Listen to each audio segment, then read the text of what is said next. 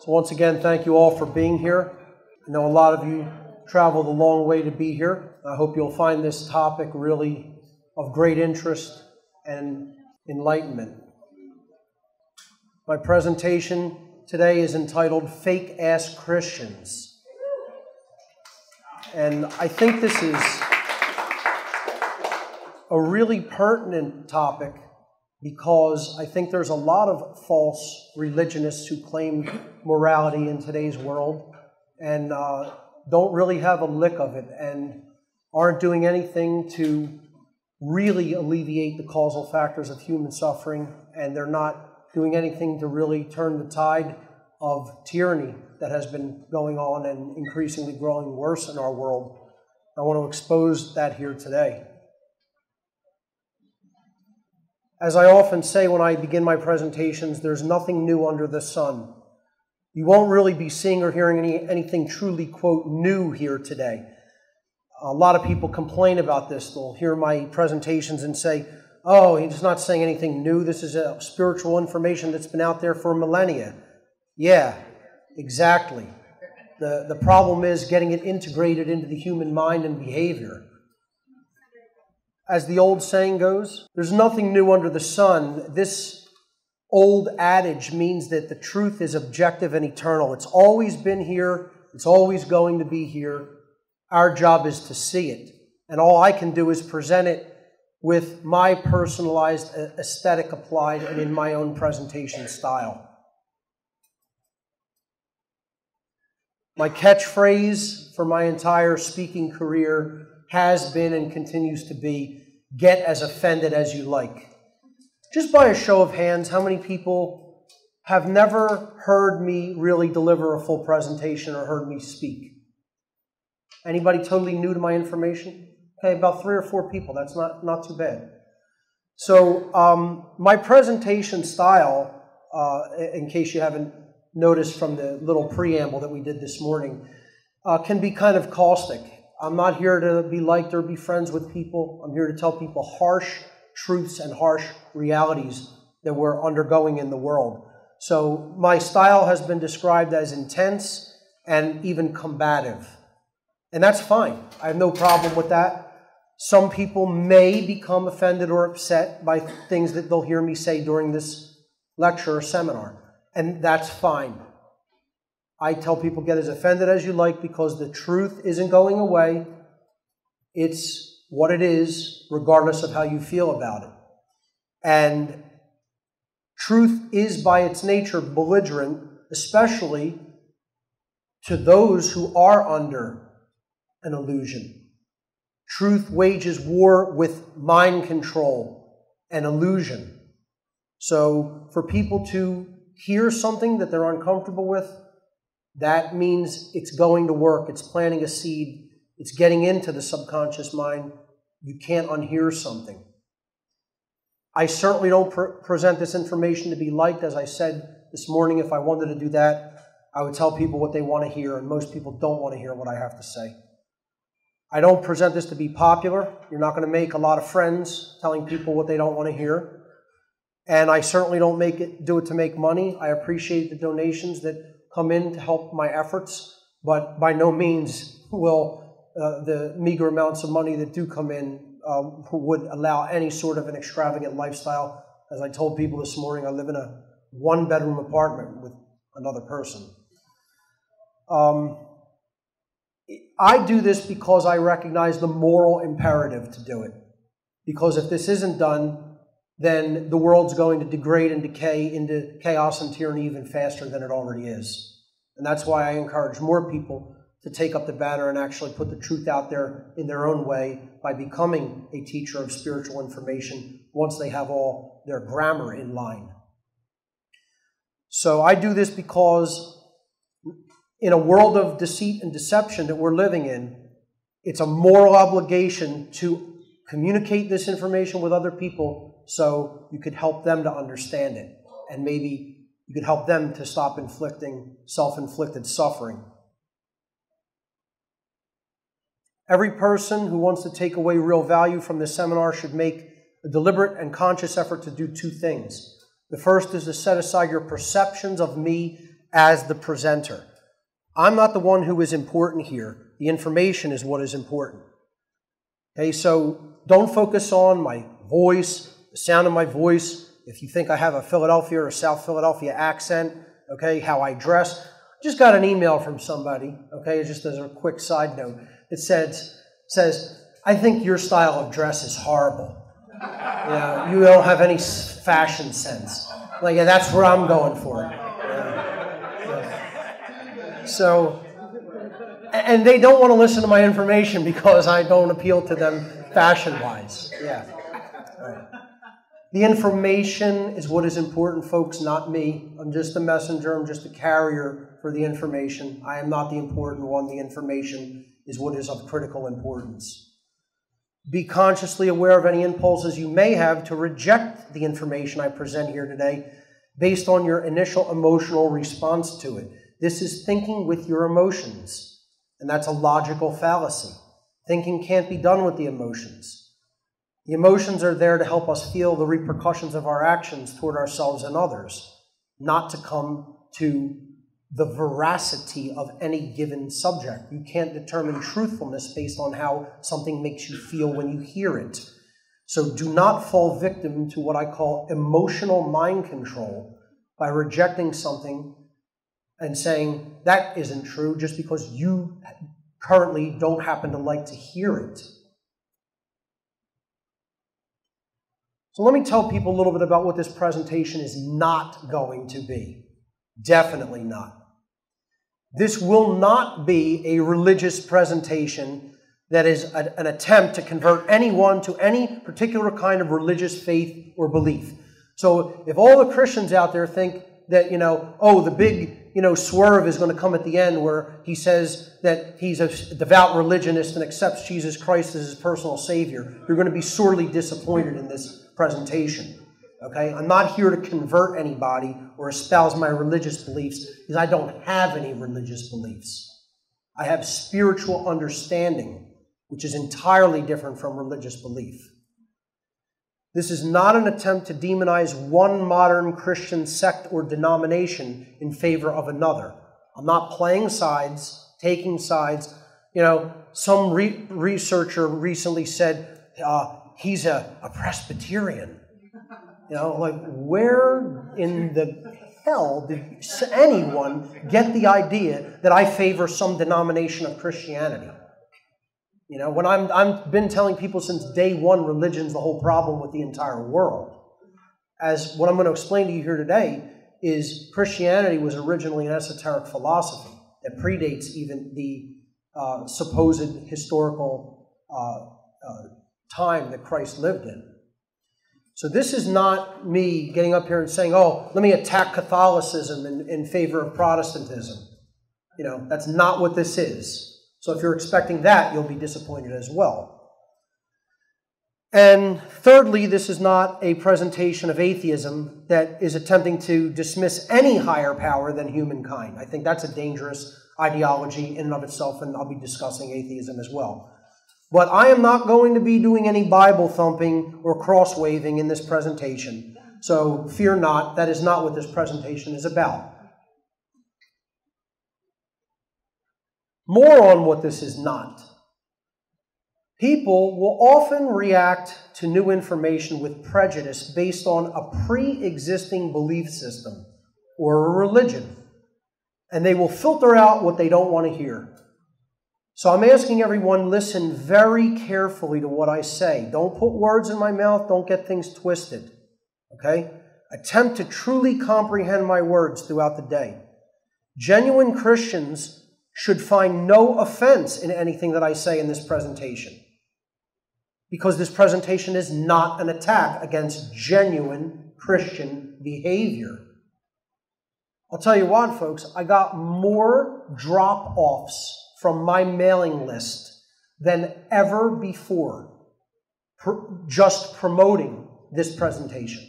More people said, I'm done with you and I don't even want your information via email on the mailing list that they signed up for because of the name and poster without even hearing the information. That's how prejudiced people are. They don't even want to hear the information first before they make a judgment about it. That's religion. That's what religion does. Okay? So, I'm not going to be attacking genuine Christians. I'm not claiming in this presentation that all forms of Christianity are fake. A lot of people said to me, why bother covering this topic? All Christianity is fake because there's no such thing as Jesus. Okay? I'm not attempting to tell people that all of it is fake because the original esoteric form of this philosophy, which embodies the ideals of what many have referred to as Christ consciousness, has existed for thousands of years before the time when Jesus Christ was said to have lived. And this esoteric philosophy holds genuine transformative power in the world. That being said, if you attempt to bring your existing set of false religious beliefs into a genuine search for truth, you're going to get nothing but suffering and disappointment every time. Don't be the child trying to cling on to their possession and feeling all insulted because, you're attacking my personal way of viewing the world. All right? You're not going to pick up anything valuable from this presentation. It has to be listened to in its entirety with an open mind. And that goes for the people. I know that doesn't go for the people in this room. I know you guys already have an open mind. I know that this goes for largely the people who will be listening to this on the internet, on YouTube, or on my website, and don't really know my work and already come in with a preconceived religious ideology. What this presentation is, it is an expose on people who behave in a decidedly unchristian manner while calling themselves Christian. This presentation is an attack on fake Christians, as the name implies, and will expose the hallmark behaviors of those who are decidedly not in alignment with true Christian ideals. These are people who are posing as Christians. They are imposters who believe that they are authentic in their own mind. They're authentic Christians. Yet they live by the dogma of a co-opted, false version of Christianity, which is actually completely contrary to the philosophy and ideals of true esoteric Christianity. It is important to note and understand that these fake so-called Christians are found equally in all denominations of modern so-called Christianity. So it doesn't matter what denomination you go to, you're going to find imposters and phonies.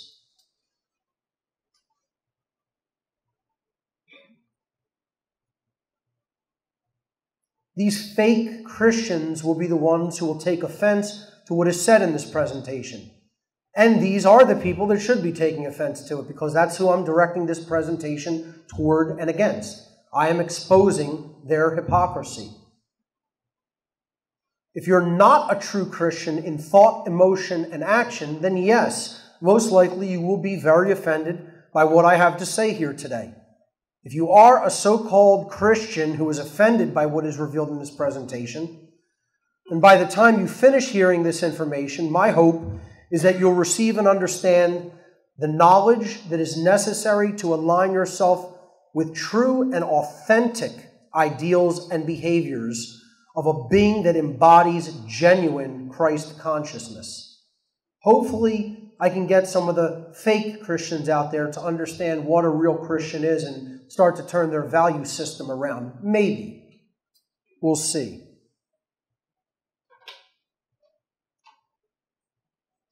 I am today going to expose what people seem to be on the surface, but then you dig a little bit deeper and there's something entirely different altogether.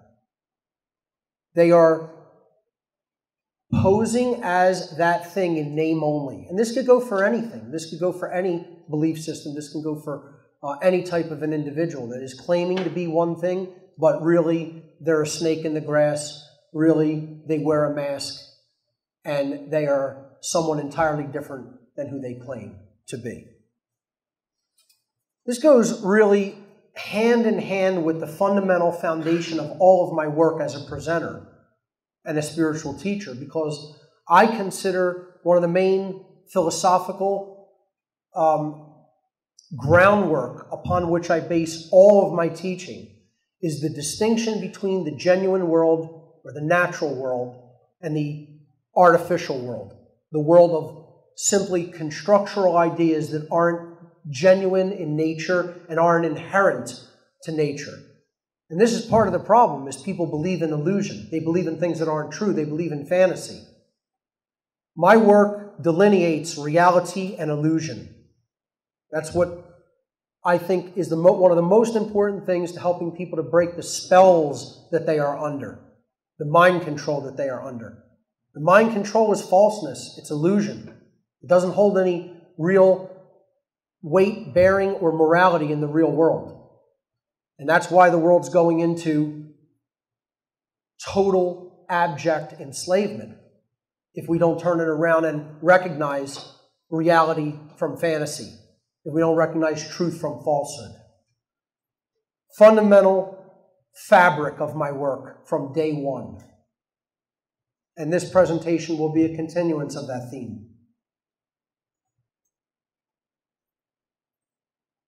So a lot of people fall into the dialectic of religion versus atheism. This is a mind-controlled dialectic, and it's a divide-and-conquer strategy dialectic. In two false extremes, you'll always be wrong. See, there is no truth in the two false extremes. I'm neither a religionist nor an atheist. And then when you say that to people, they melt down on you. They have no idea what to do with you at that point. Well, I can't put you in a box. I can't put a label on you. I subscribe to no worldly religion, and yet I am not an atheist. I believe that there is a higher power in the universe that governs the universe and governs behavior according to law. And that law is knowable. And the way that we can know that is a science, not a belief system. I've never been teaching or telling anybody a belief system. I don't want anybody to believe anything.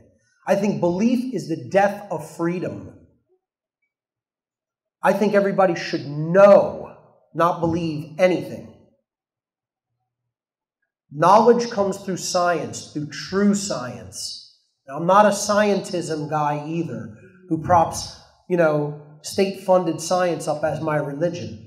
There's another thing. So now people really don't know what to do with you, because you're telling them, well, I'm not an atheist. I don't think that science as we see science today in the modern world is the only mechanism that leads to truth.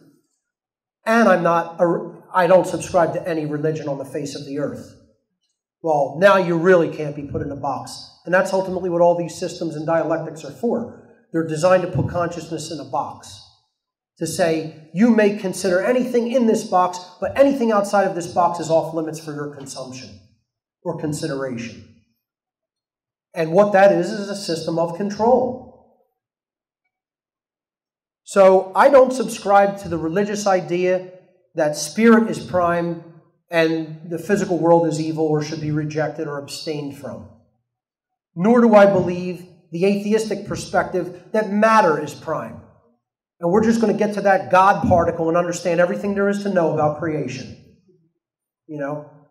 Both of these are false paradigms and nonsensical paradigms as far as I'm concerned. So I'm neither one of these guys. You will be hit with neither one of this kind of insanity today. Okay? I'm not the religionist who's the Bible thumper and going to say Jesus is the only answer and be a Jesus freak up here. Okay? By any stretch of the imagination. Nor am I going to come up here and stick my chest out and say, I'm an atheist, come and debate me, and science has every answer that we could ever possibly have a question for. So that's not this presentation either. However, the biblical figure of Jesus will be talked about fairly extensively in this presentation today. And that's unavoidable because he is the allegorical figure of the esoteric philosophy in the modern world that I'll be discussing. My point here is, regardless of whether you think Jesus was a physical man, teacher in Judea at the turn of the first century, okay, or you think he's just an allegorical myth, does not matter in the slightest bit to me. I could not care less whether or not you believe in the historicity of this figure. Honestly, to me, it's meaningless.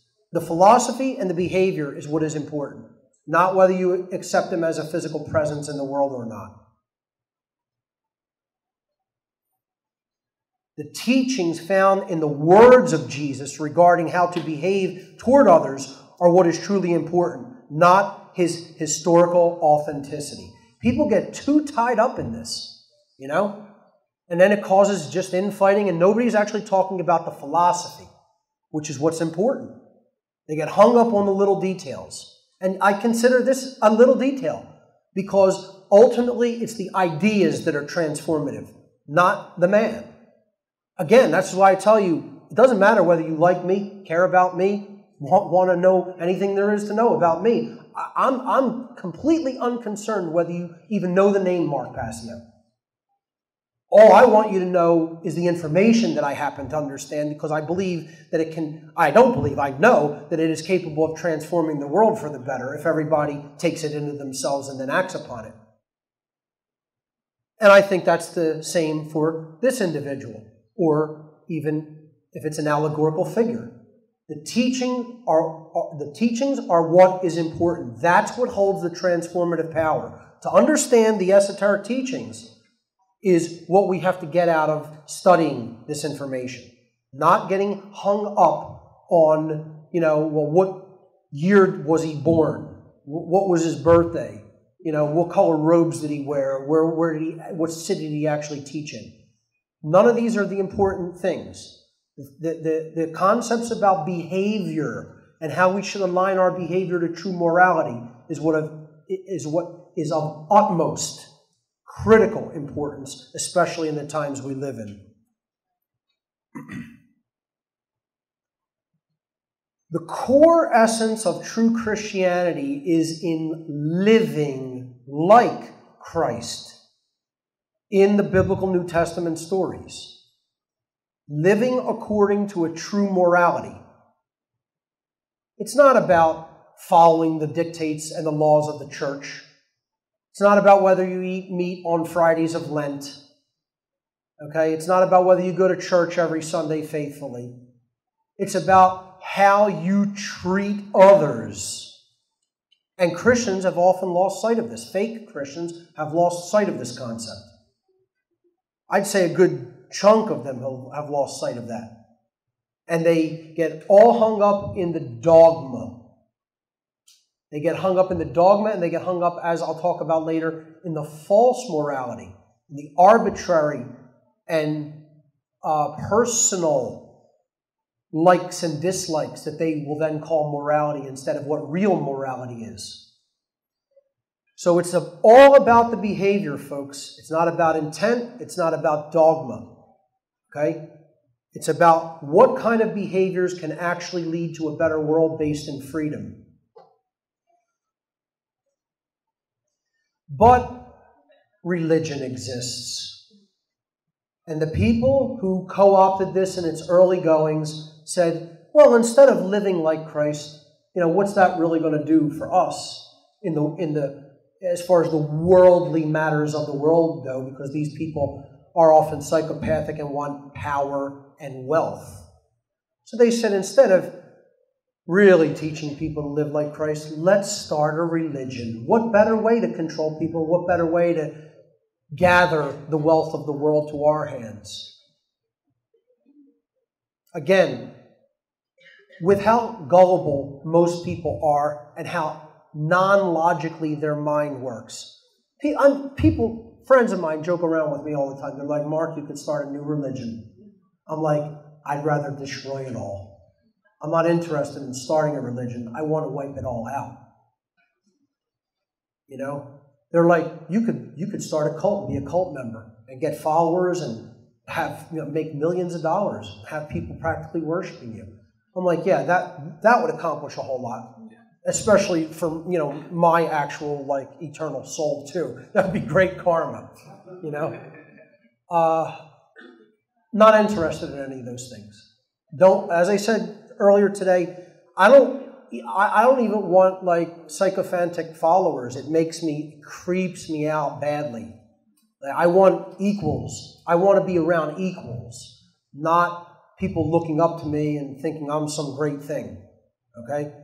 The information is what is great. That's the great work, and that's what we need to communicate. I'm not the important one. So, this is what people who recognized the gullibility of man and who recognized how easy it would be to manipulate them decided, let's start a religion. Then we really have something going. Then we really have people living and breathing and dying at our command. And that was the co-opting of true Christianity and turning it into a religion. And who did this were dark occultists, people who you should consider ancient psychologists with high-level knowledge of how the human mind works. That's why they knew people are always trying to externalize power and seek power outside of themselves to save them from their own wrongdoings, from their own misdeeds. And so no better thing to do than invent a new savior myth, a new savior religion. You have to believe in this. You have to worship this. You have to externalize your power to this. It's your savior. You're not going to be your savior through your behavior and teaching other people to change their behavior. That won't save the world. No, you just have to accept our belief and dogma. And then somehow magically the world will be changed for the better.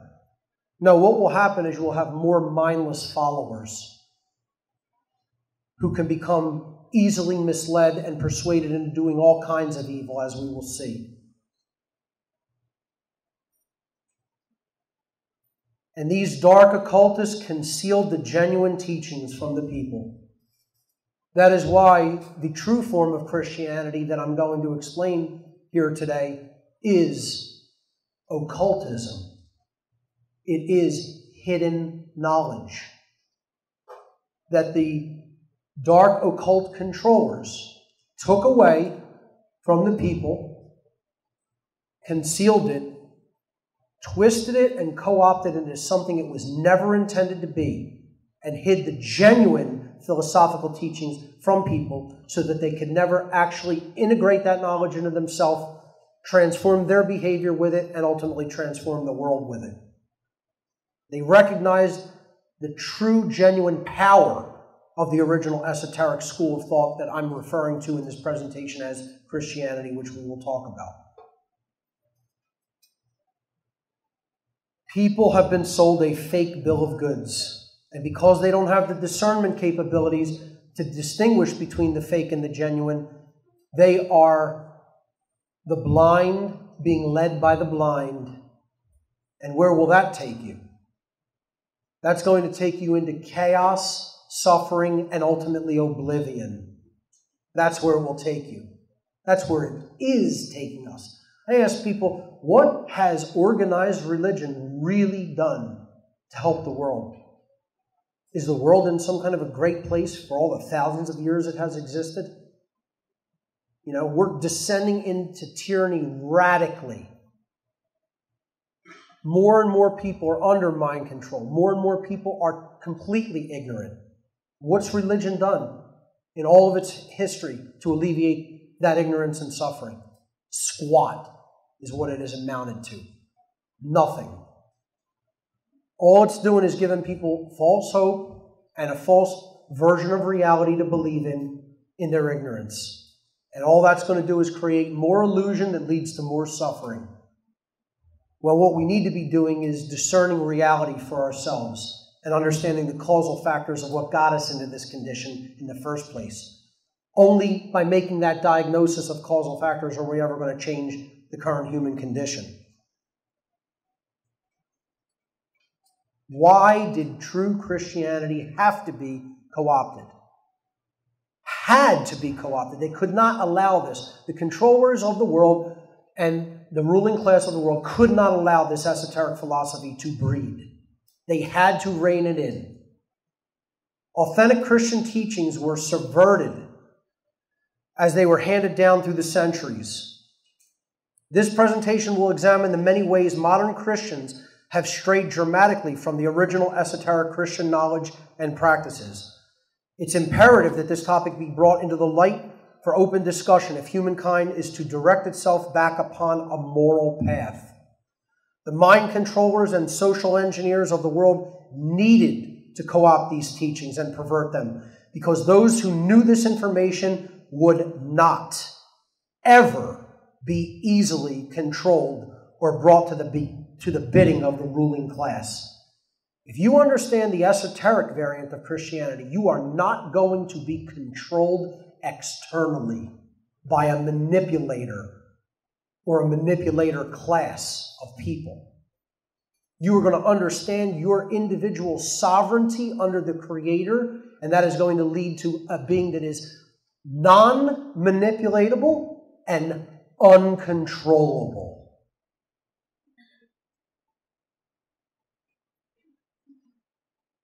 The rulers of the world can't have that, folks. They want us fighting with each other eternally. That divide and conquer method weakens us and strengthens them. The main purpose of all false religion is to control people by distracting them from an accurate understanding of natural law. Natural law is what I refer to as the most deeply occulted information on the face of the earth, because it's the understanding of what real morality is. And the controlled class does not want you to understand real morality, because they know immorality is what keeps them in control of the masses of people. That lack of understanding creates infighting among the slave class and makes them far easier for their masters in the ruling class to control. This is simple dialectics and divide and conquer strategy. One only needs to look at the history of war, division, and distrust that religion has fomented in humanity, and the endless suffering created by people who have claimed to be acting, quote-unquote, in God's name. Some of the worst deeds in human history have done by those claiming that they had God on their side and were acting in His name. Religion is the one and only problem in the world, folks. It's the one and only problem. People, they'll do these little Facebook memes, where they'll say, if you could alleviate one thing in the world, what would it be? And my answer is always the same: religion. Because if you understand what religion really means, you understand it is not doing anything good for anyone. It is what is holding us back. The word religion itself comes from the Latin verb religare. The verb religare means to bind, to hold back by tying, or to thwart from forward progress. So if in ancient Latin you described tying a horse to a post so it couldn't move, you would use the term religare, to tie it up, to thwart it from moving away, to keep it where it is. That's what religion does.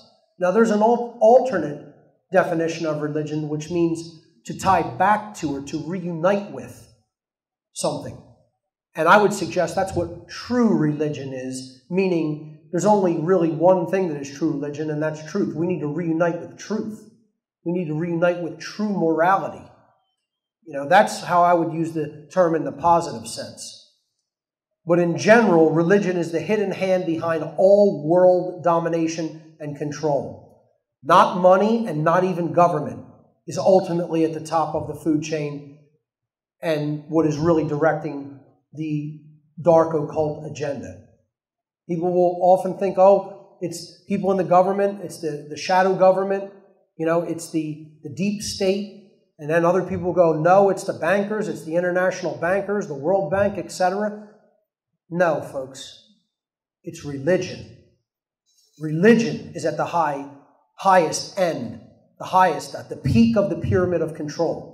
Because what ultimately controls the world is a priest class, a sick, demonic sorcerer class.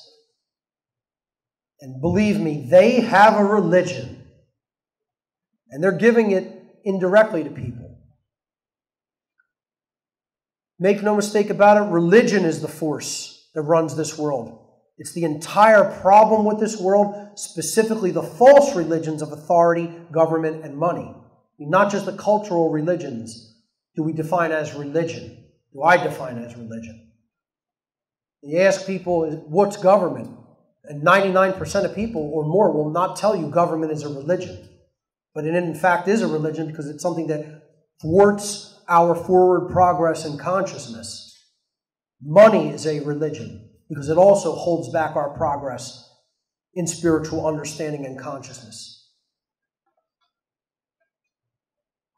Truth is the one and only true religion, meaning that knowing the truth about who we are and how the laws of reality really work is the only thing that can reunite humanity's collective behavior into accordance with natural law. Again, another meaning of the word religion is to reunite.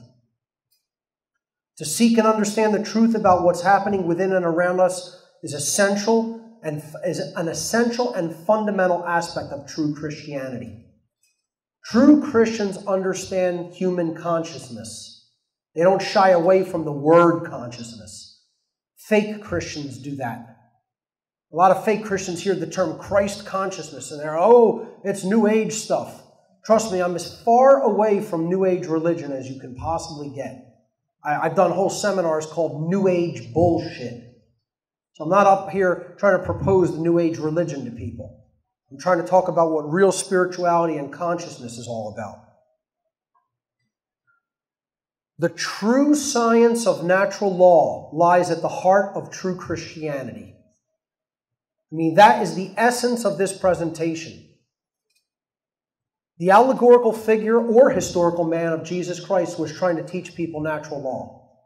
So what he was doing, whether you consider it in the physical world, in the area called Judea, or whether you consider it just a biblical allegory in the New Testament, that is what the figure of Jesus was doing.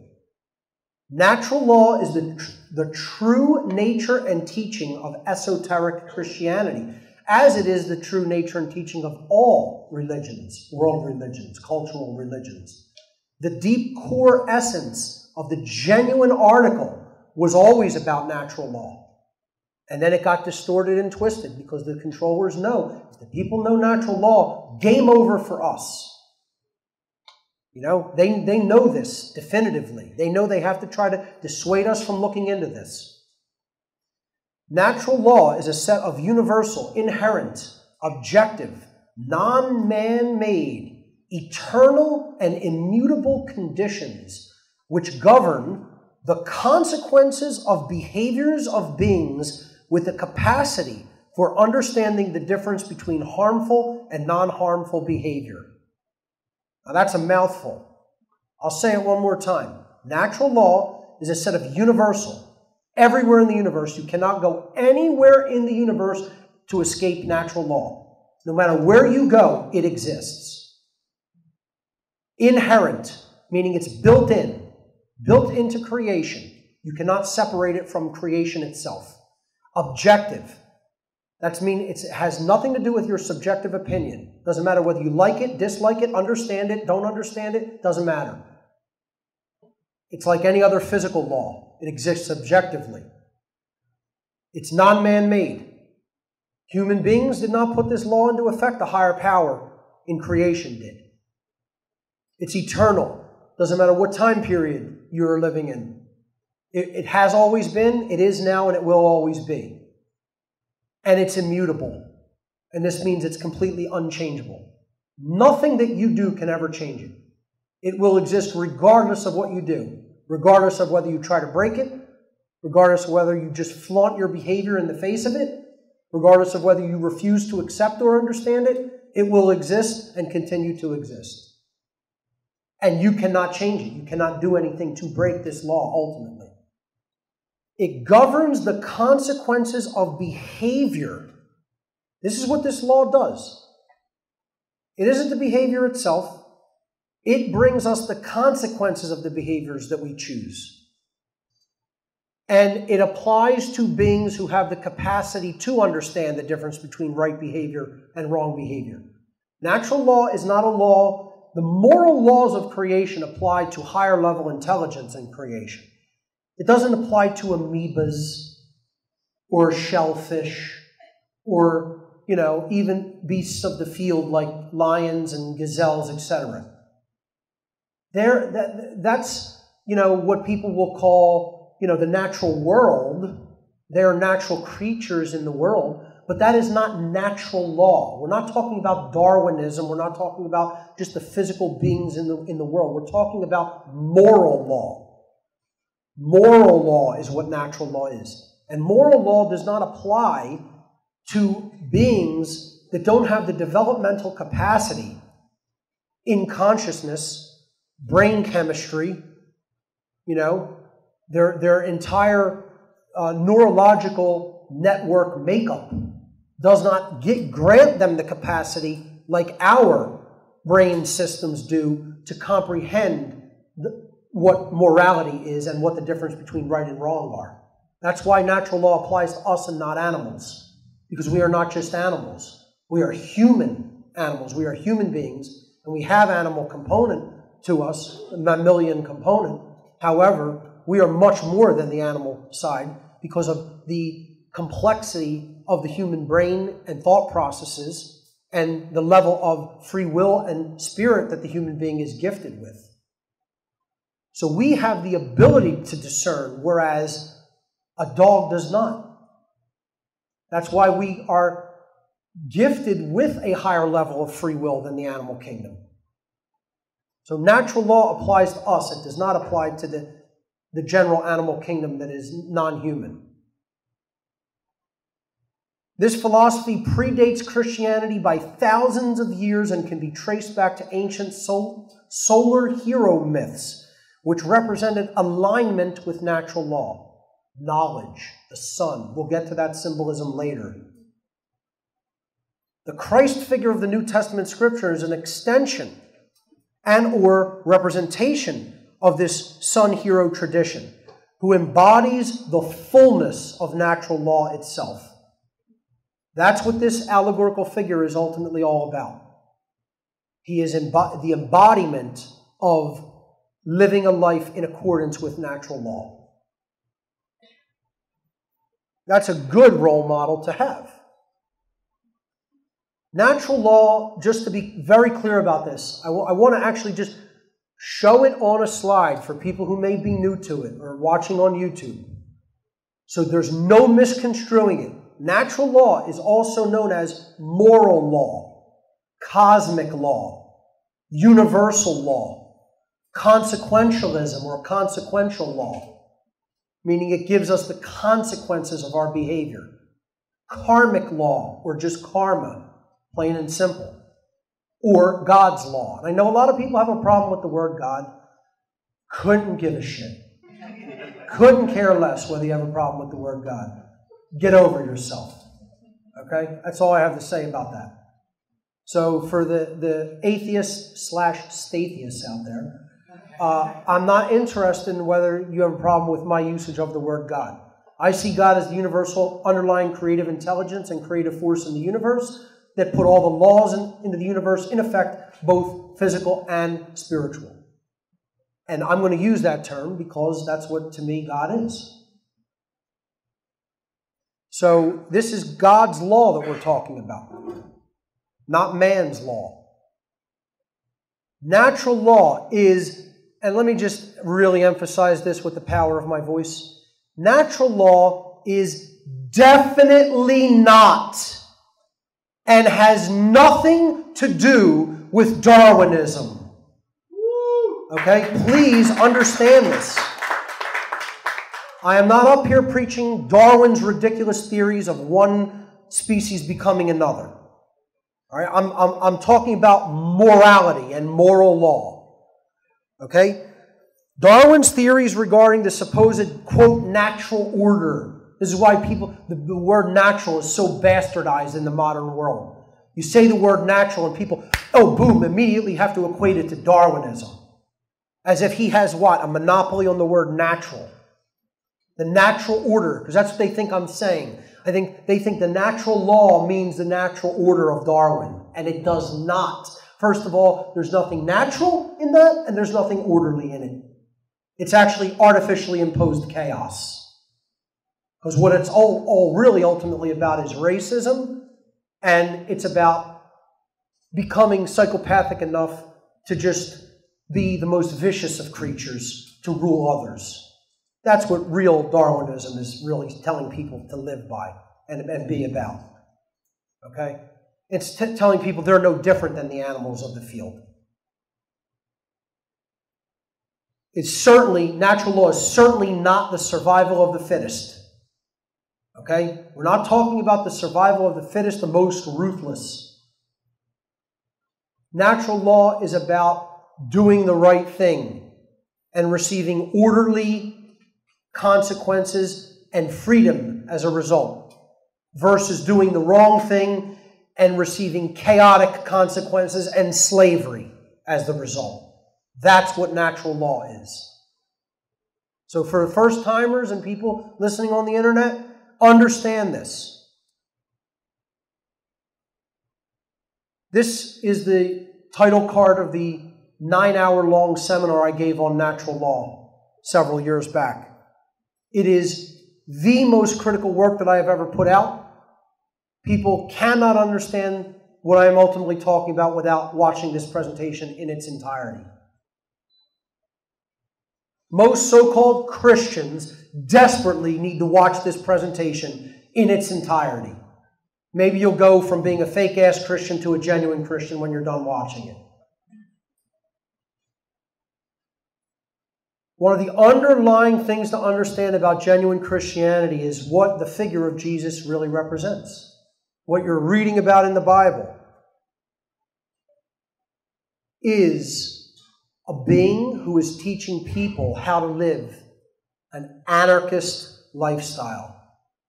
How to live with only natural law as a guide and a role model. Jesus was an anarchist. Absolutely was an anarchist. A genuine anarchist. Again, not one of these absolute fake-ass anarchists. I need to do a whole presentation called Fake-Ass Anarchists, and I'm going to. Okay? Because let me tell you something, there are so many groups of fake anarchists out there. We have a whole crap load of them right here in the city of Philadelphia. Okay? Who are communists in disguise, posing as anarchists, preaching Marxism and saying that's anarchy. No, that's called slavery. They haven't figured that out yet, because they have no long view of history at all. They run screaming if you hold up a history book and say, you might want to check this out. Here's what happened. Jesus was an anarchist who was in open rebellion against all false authority and false doctrine. He taught the spiritual principles encompassed by natural law, the non-aggression principle and the principle of self-defense against the violation of rights. So, he was teaching people the 2 pillars of enlightenment. He was teaching, don't aggress against others or their rights. But if others do aggress against you or your rights, you have a right to use self-defense of force against that incursion of your rights, against the violation against your rights. In other words, don't be ruled by anyone and do no harm, but take no shit. That is essentially what Jesus was teaching in the New Testament teachings. And no Christian will tell you that. No so-called Christian will tell you that. Oh, one is telling you that right now. I do consider myself an esoteric Christian. However, people who say, oh, I'm Christian, I follow the teachings of the church and I follow the teachings of the Bible, they won't tell you this. They can't even cognize it. They can't even conceive of it. They can't even grasp the fact that Jesus is an anarchist trying to teach people how to live an anarchistic lifestyle and do away with worldly authority and false teaching, false spirituality. They don't even grasp the concept of who the institution Jesus was at war against, at spiritual combat against. Christians don't even know this, even though it's written right there in their own scripture for them to see.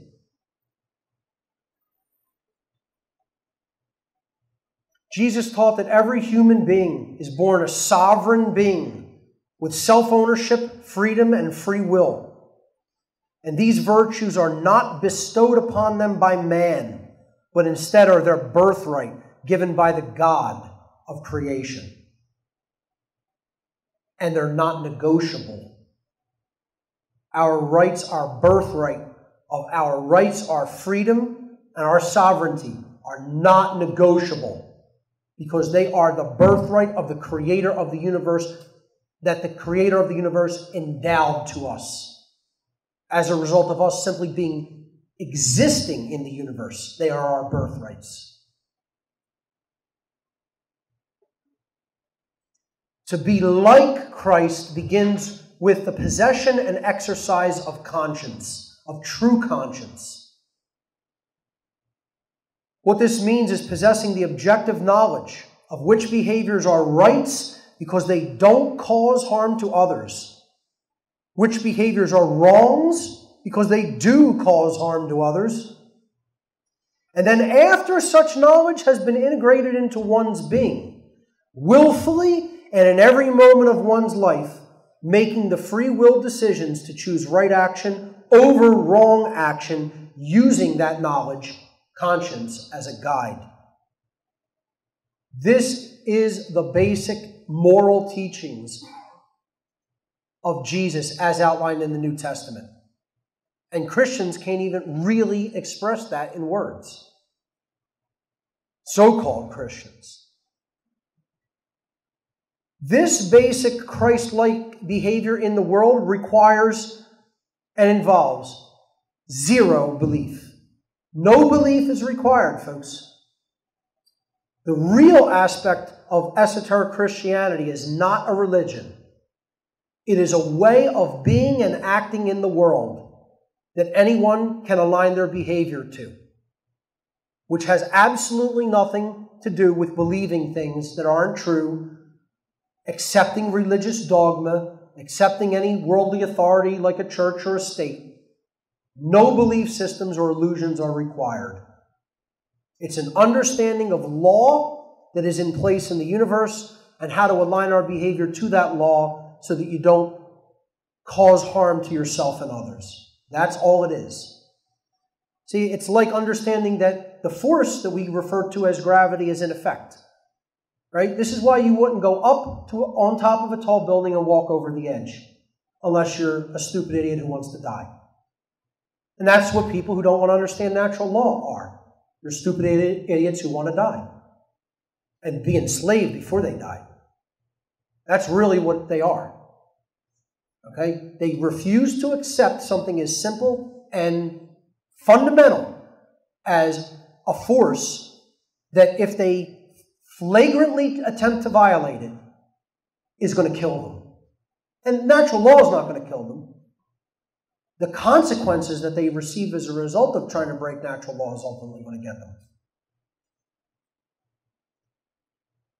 They don't understand the causal factors that create order or chaos, because that is what natural law is. And I'm telling you, I have this discussion with people in the so-called truth movement. I go to meetups, I try to talk to them about it, and they're a lot of them, not all of them, but a lot they don't want to hear about it. They think this is religion. They actually believe what I'm talking about is religion. When I'm outrightly telling them I'm trying to destroy all religion on the face of the earth, because all it does is hold back consciousness. And they will say, oh, that's a belief system. Oh, that comes out of religion. You know, they'll be like, no, there's no such thing. I believe in the physical laws and that's all there is. Because they're atheists who believe in the primacy of matter. And I'm going to get to a whole section on atheism in this presentation, why it's so dangerous, the kind of beliefs it will lead to. And why atheists were shunned from, were turned out from being taught this information in the ancient world. Mystery schools wouldn't even teach them. See, I'm willing to at least put them on the same playing field and give them the information. You know, because they have the intellectual capacity to understand it. The problem is they don't have genuine holistic intelligence. They don't have the heart-based and the spiritual-based mind to comprehend true knowledge. They can crunch numbers all day long. But common sense, that's a little bit different of a story for them. Humanity's one true divide The only thing that really defines a true difference between human beings, there's only two kinds of human beings in the world, folks. There are anarchists and statists. There are people who know what true freedom is, and there are people who believe that slavery must continue. I put this slide in my original New Age bullshit presentation, and I think people got a pretty good kick out of it, how I compared Jesus to the anarchist, represented him as the anarchist, who's, saying most of his followers are statists. They're the exact polar opposite of what he's teaching. You couldn't have any deeper irony. Jesus is the anarchist trying to teach people natural law, and the people who are calling themselves his followers are the polar opposite philosophy, ideology of him, and they're statists who believe that slavery has to continue in the world through government. Statism, the brilliant idea that we give a small group of people the right to kidnap, steal from, and kill us so that we can protect it from people who will kidnap, steal from, and kill us. Yeah, that makes perfect damn sense, doesn't it? The logic is just, it's flawless, Lovers of truth and freedom are the true followers of Christ and his message. See, you'll never hear a Christian tell you that. You'll never hear a Christian religionist tell you that. No Christian has ever said to me, ultimately what Christianity is about is freedom. It's about knowing the truth so we can be free. No. They'll tell you it's about believing in Jesus as your personal Savior, and if you don't, you're going to go to hell.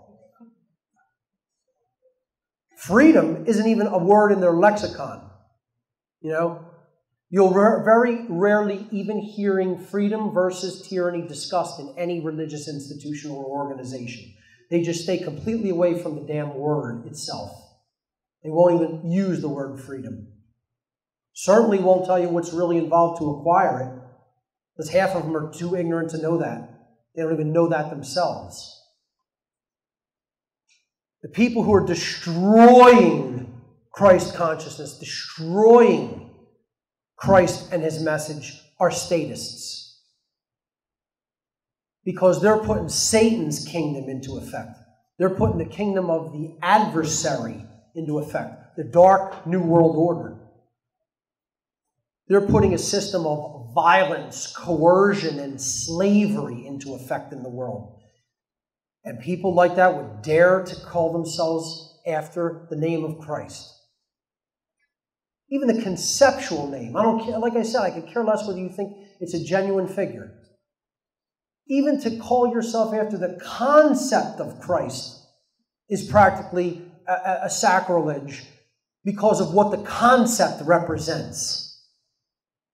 And then people will say, yeah, I'm a follower of that. And then in the next breath tell you government must exist. Or they'll even tell you it's ordained by God. Oh, we're going to get to that. Don't worry.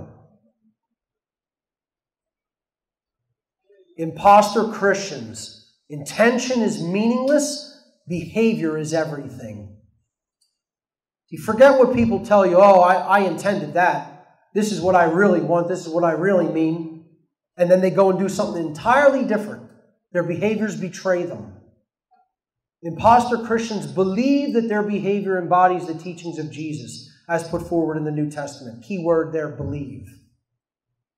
Yet they don't understand or live by the non-aggression principle, nor do they practice the golden rule. Fake Christians support all of the institutions that Jesus was rebelling against, and that Jesus was teaching about as a form of spiritual enslavement, including religion, money, and government, what I refer to as the unholy trinity. These are the very institutions Jesus was at war with during his life and that he spiritually taught against and was trying to explain to people these three things comprise a spiritual enslavement system. And once again, you'll never hear that from a so-called religionist Christian because they're imposters. Understand this biblical adage, you shall know them by their fruits. You will know them by their deeds. You will know them by their actions. Not their words, not what they say they intend. All of that is meaningless. You have to look at what someone's behavior is. What are they really building in the world? What are they manifesting in the world through their behavior? And if you look at the true answer, and if you're honest with yourself, what they are manifesting in the world is slavery, not freedom. Not what God wants, which is freedom for everyone. They're manifesting slavery, which God wants for no one.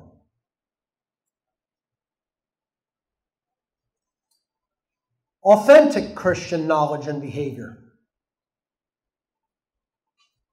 This meme says if you're really a Christian, it will show itself in the way you live. I couldn't agree more.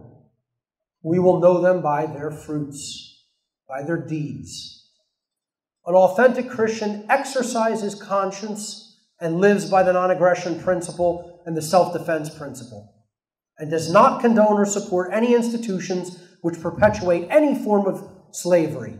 True Christians reject all forms of human and worldly, quote, authority, because they know definitively that no worldly powers can ever be higher than the God of creation. There is no higher power than the creator of the universe and the laws of the universe. And man is not it. Man is not that power, ladies and gentlemen. Anybody who claims man is up on that level of power is worse than delusional. They have had a complete psychotic break with reality. True Christians seek knowledge of true spiritual awakening. And we'll talk about what that means. Even if such knowledge has been occulted from them. So they're going to go into the nooks and crannies, into the hidden areas, into the locked doors, the locked and sealed passageways. They're going to go wherever they have to go to get the knowledge that is required to truly awaken. They don't shun or fear the occult. They practice the golden rule, and they place ethics above their own personal gain. And that's more than I can say for most modern Christians, because they are largely completely focused on their own gain. Most of them just only care that they're saved, quote unquote. Most of them care about money. Money is more their God than Jesus or the God of creation is their God. You know, and their personal gain is paramount. And that's not Christianity, folks. That's called Satanism. I know. I was a priest in that religion, and I know what its tenets are. And that putting that level of personal gain above people is called Satanism, not Christianity. I already came out with a primer for true Christianity, and nobody really knew. I snuck that in. It was called Streetwise Spirituality. And what I really did in that presentation is give all the hallmarks of true esoteric Christian knowledge. Spiritual knowledge. What does it mean to truly be awake? What does being awake really mean spiritually? And in this presentation, I outlined 20 factors. I gave this back in 2014, and I outlined 20 factors of true spiritual awakening. And these are actually worth reiterating briefly, because I consider this presentation is an addendum or an adjunct to my natural law seminar. And I think it goes hand in hand with it. It's very critical to understand, because a lot of people throw this word awake or conscious out, and they haven't the slightest idea what it really means. And they're peddling fake spirituality and telling people, oh, if you're like this, you're awake. These factors are genuine spiritual awakening. 1, my first and foremost factor for awakening. Now just think about this for a minute. Okay, out of all the things I could possibly tell people, this is what it means to be awake. This is what I consider number 1 and most important. Knowledge of the occult. And understanding that there are both light aspects to occultism and dark aspects to occultism. That it is a dual-edged sword, and the knowledge is just a tool. It could be used to uplift consciousness, or it could be used to control and enslave. And, like the gentleman who asked the question earlier in the earlier session today, okay, these people are ancient psychologists. Well, what do we need to do to break through and understand the psychology they're using against us? We have to become psychologists. The same thing applies. If we are dealing with dark occultists who are using knowledge of the human psyche to control and enslave, we have to become occultists and use it for the light/right reasons, which is to uplift consciousness, help people to understand how they're being played and manipulated. That's all the knowledge of the occult. And then primary knowledge in the occult, in the world of occultism, is the knowledge of natural law. If you don't know occultism, you can't know natural law. Because natural law is a body of information that is encompassed by occultism. You have to delve into the world of the occult to understand natural law. If you do understand natural law, you have already penetrated the world of the occult. People don't understand this, and they still think the word occult simply means evil. Knowing the truth is singular and objective, because this is what natural law is. It's not open to our interpretation. We have to align our perceptions to it, not the other way around. We don't try to take truth and align it to our perceptions and fit it into our boxes. That's what religion does. You can't do that and claim to be awake. Knowing the true self and understanding its connection to all. We're going to talk about Christianity as being an embodiment of the law of one, the understanding that we are all part of one consciousness. Knowing that neither the physical nor the spiritual realities take precedence over each other. We are spiritual beings having a physical human experience. This does not mean that the fleshly, worldly, physical realm is unimportant and that we should just not consider it or not try to improve it.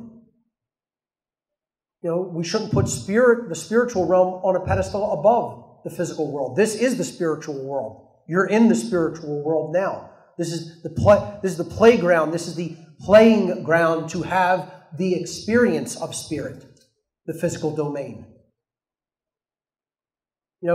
Matter isn't prime either. You go to the opposite end of the imbalance and you think matter is prime and everything can be boiled down to substance and physical things. No, it can't, because there is a spiritual reality that underlies matter. Neither one need to take precedence. We need to be spirit in the flesh, in the world, but not of it. Because this is where the game is played. This is where the actual learning takes place. This is where the actual action for changing things takes place. Real spirituality is being out of ego identification and ego attachment. It's about exercising true discernment and judgment, which I'm going to have a whole section on later. Being mentally free of all false religions. Knowing that there is no such thing as knowledge which is negative. No knowledge is negative. Knowledge is neutral. It's whose hands it goes into. What is their level of consciousness and understanding? What are they going to do with that knowledge? That's what determines whether it is good or bad. It's not negative to look at something, even if it's dark, even if it's scary or foreboding. If you don't look at it, you're in ignorance of it, and that's not bliss, that's spiritual death. Real spirituality is knowing the causal factors that have led to the current human condition. Again, not knowing natural law.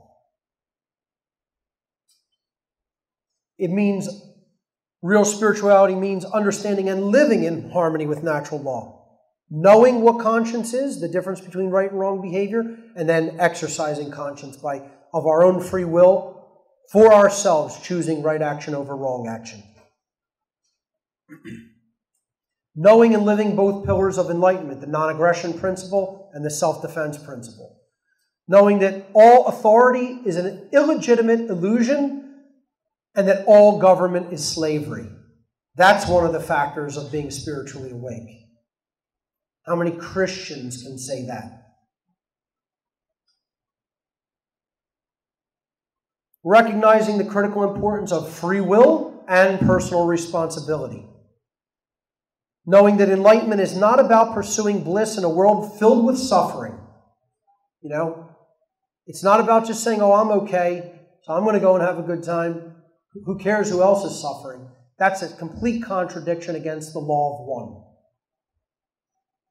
And there's nothing spiritual about that kind of behavior. True spirituality is about knowing what true forgiveness really means. What does turning the other cheek really mean? What is real forgiveness? We'll get to that later.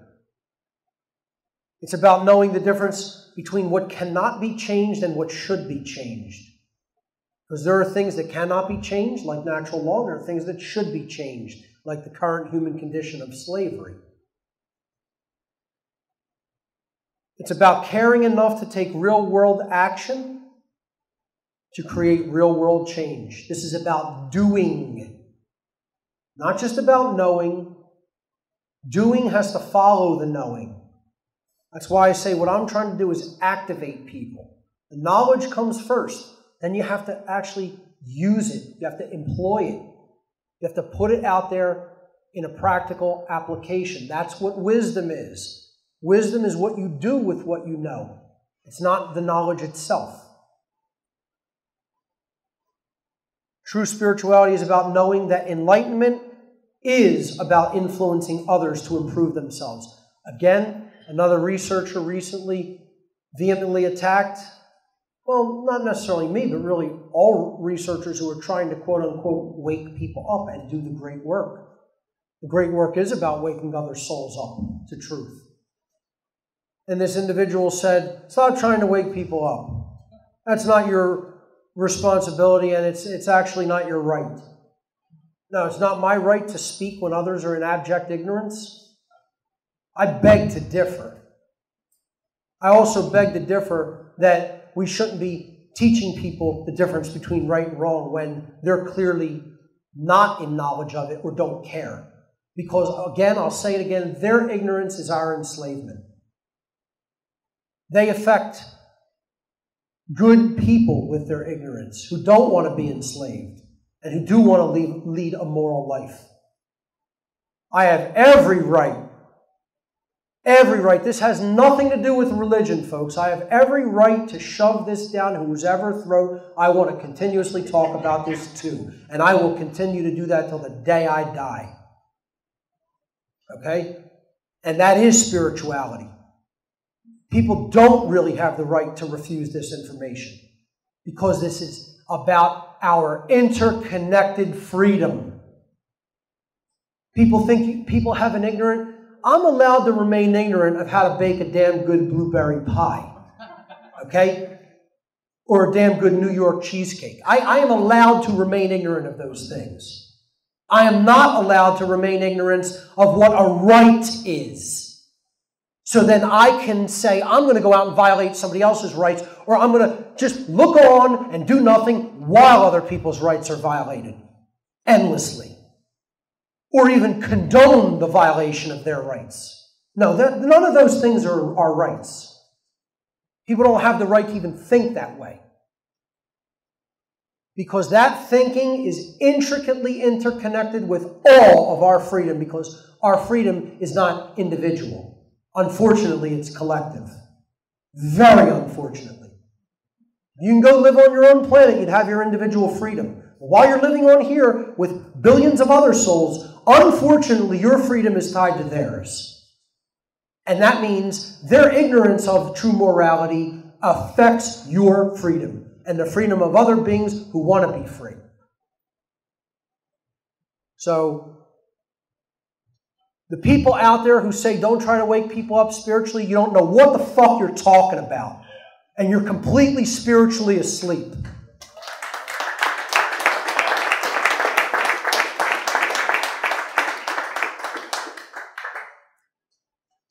And finally, true spirituality means knowing that enlightenment does not equate to perfection. Ladies and gentlemen, I am enlightened. but I am not perfect and never will be. Anybody expecting perfection in the physical world will be sorely disappointed. I'm the farthest thing from perfect and will be the first to tell you. But I am enlightened, because enlightenment is about knowledge. It's not about living a perfect life. This is what fake-ass Buddhism will sell you on. I'm going to get into a little bit of Buddhism later, too.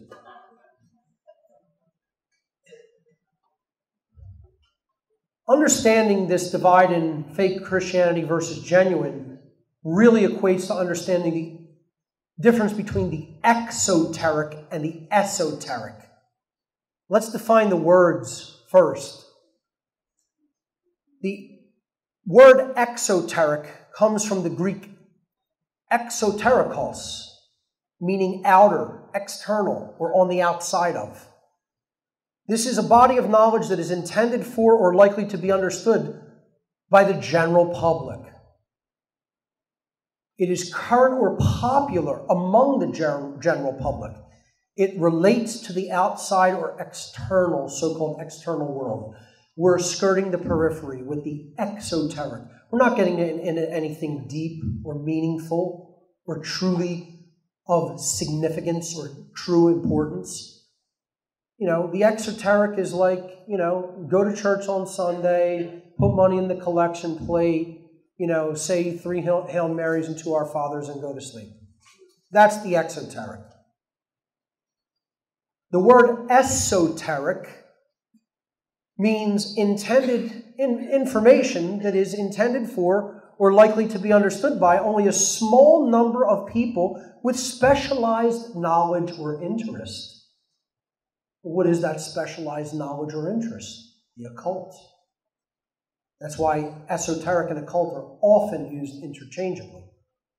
It comes from the Greek esoterikos, which means inside or belonging to an inner circle. There is an esoteric or outer aspect of Christianity based on dogma, ritual, and astrotheological symbolism, which is specifically designed to hold people back from an accurate reception and understanding of the esoteric or inner knowledge aspects, which are the true spiritual knowledge of Christ consciousness and natural law. The dark occult priest class established all earthly religions to lure people away from an authentic spiritual way of life. Only through the rediscovery of this esoteric occult information will humanity be able to find its way back to the path of truth and enlightenment. You can never arrive at that truth and enlightenment through the exoteric pathway of world religions. You have to go far deeper into the inner core circle of the esoteric religions or traditions or philosophies, and then you're going to get closer to that heart of truth, that bullseye of truth, which is about pure consciousness and a total accurate understanding of morality and natural law. This is a section I call Fake Ass Everybody. Fake Christians are not a singularity. Imposters are abundant in all religions and all mystical traditions. There are countless Christians, Muslims, Jews, Buddhists, Freemasons, Rosicrucians, Kabbalists, anarchists, etc., that embody their respective tradition in name only, and only learn the exoteric dogma and practice and the exoteric rituals of that religion, which have little to nothing to do with the original intent or the esoteric ideals upon which that tradition was founded. There are Jews in name only that don't embody real Judaism. There are Muslims in name only that don't know what real Islam is about, and they're following a radicalized or bastardized variant of the Islamic belief system.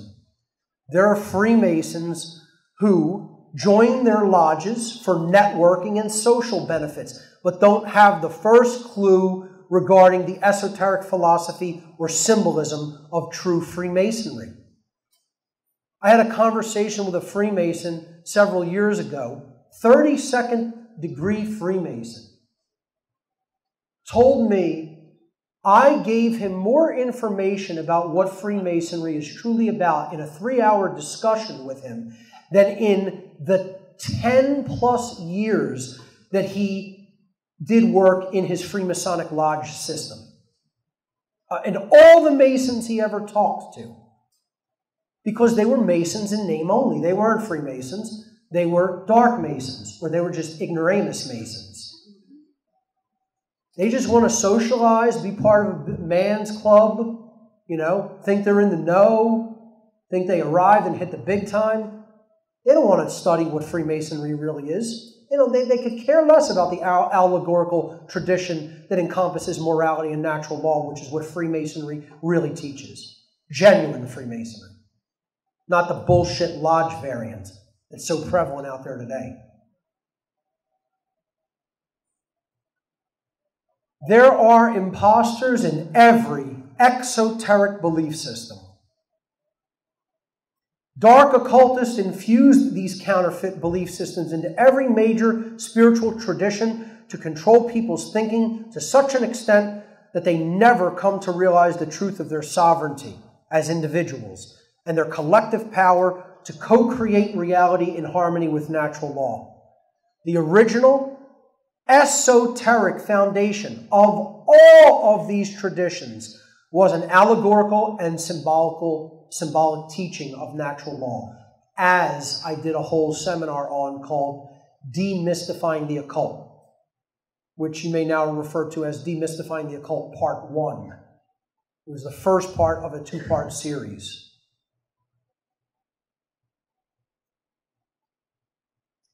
To understand what I'm going to be talking about regarding true versus fake Christianity, you have to recognize that relational thinking is required. This is often about symbolism.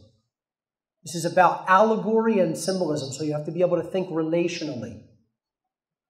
So, I once put a symbol before a family member, the all-seeing eye, and I said, this was a symbol that was used throughout much of the ancient world to represent knowledge and enlightenment. And the person went, how could that be about knowledge and enlightenment? It's an eye.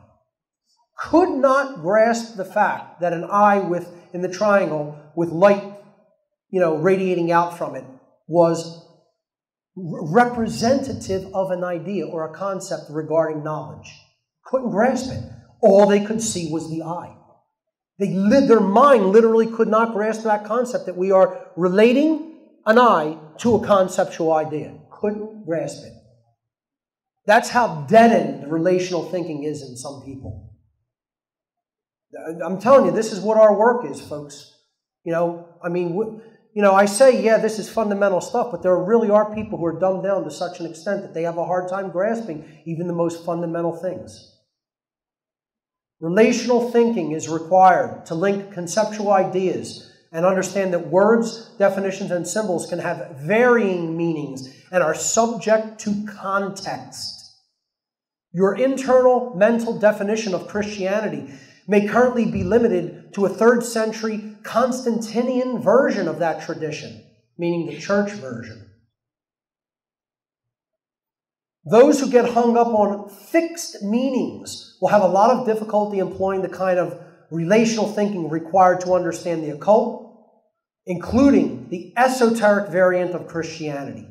Such relational thinking will apply to a range of philosophy, words, and symbols. For example, what the concept of Lucifer is and means will vary tremendously depending on whether we are discussing light Luciferianism or dark Luciferianism. Lucifer is not one thing. The concept of Lucifer, when taken in context, will change meaning in relation to which school of thought we happen to be discussing. So if you get hung up on the word, you're not going to get the concept. The word Lucifer can mean 2 different things, just as the word Christ can mean 2 different things. The word Christianity can mean 2 different things. We have to understand it in context and in relational thinking. Just to complete that example, Lucifer in the dark variant of Luciferianism is the one who challenges the creation, challenges the God of creation, and says, I'm going to be like the God of creation by having knowledge and wielding it as a weapon and becoming like God. I will become omnipotent and all-powerful, and I will wield knowledge as the light, which is what Lucifer means, lux ferre, to carry the light, to bring the light. I will bring the light for the purpose of control and enslavement. That's the dark Lucifer. What people may call the biblical / Christian variant of the fallen consciousness. The fallen knowledge. It's the black sun, using knowledge as a weapon. Then there's the light Lucifer, the true light bringer, bringing the light of the Creator to people, to help them open up their mind and understand morality and natural law. That's light Luciferianism. So the word Lucifer, depending on context and tradition, means two entirely different things. People get hung up on words far too much. We have to be flexible. I'm not saying just redefine every word that exists. I'm saying when you have a symbolic concept. I know a lot of people have a problem with the word patriot. People have called me a patriot, and other people go, oh, aren't you insulted by that? No. I'm not, because I know what patriot really means and what it means to me. Somebody like, Alex Jones, regardless of what you think of him, when he's saying rallying patriots worldwide, that doesn't just apply to the United States. So a patriot's not just somebody who just has fervor for America. There are patriots worldwide who want real freedom. Patriots are a true freedom fighter in the true sense of the word. I consider one of the highest honors that was bestowed upon me. I got a Lifetime Achievement Award from the Tesla Science Foundation for trying to bring Tesla's name to greater prominence. And they gave me a bust of Nikola Tesla. And when I was introduced to receive the award, the president of the Science Foundation said that he considered me a true American patriot. And I will take that as a high honor. I'll take that word in its true definition as a high honor.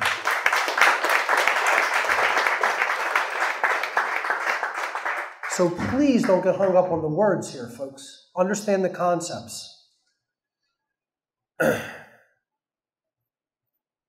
This is why I say knowledge, words, and symbols are not good or evil. They are tools for coming to an understanding of conceptual ideas. This is what we do. It's what we do with that knowledge through our actions that convert it into good or evil in the world. An authentic Christian realizes that all knowledge is neutral, not positive, not negative.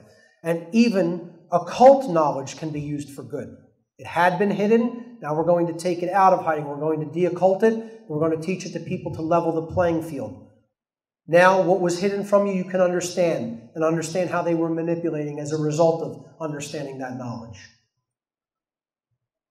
That's using occult knowledge for the right reasons.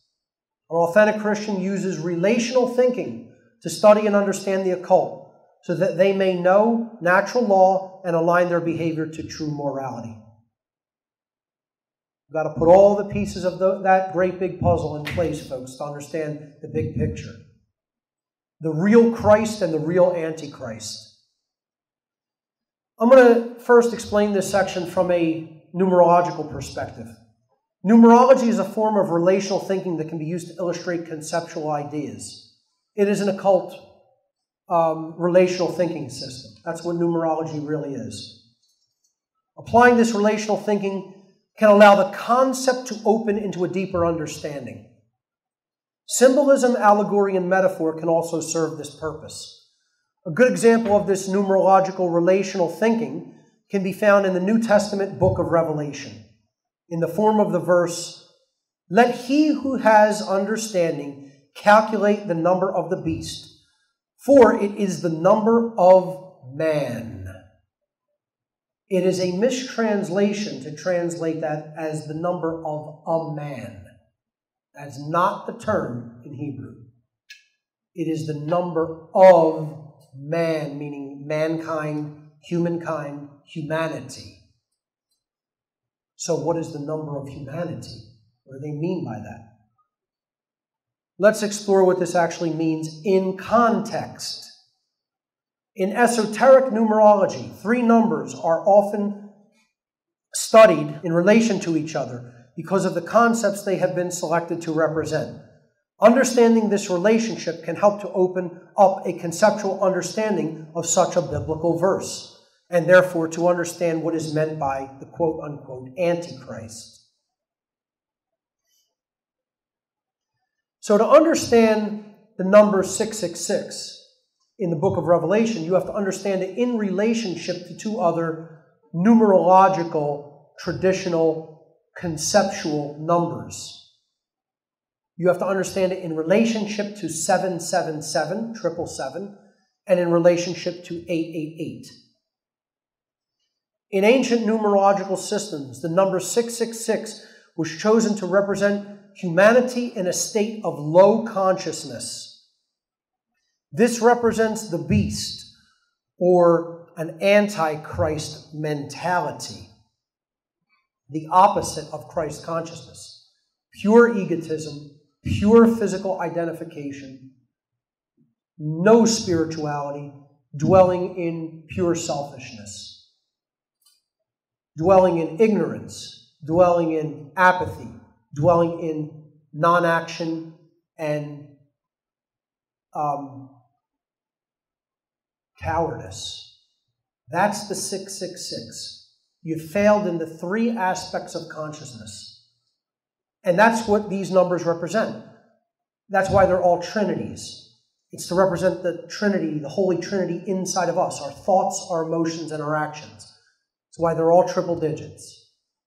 They're taking the 888 as the divine infinity, the perfection, which man will never arrive at. Certainly not in the physical domain.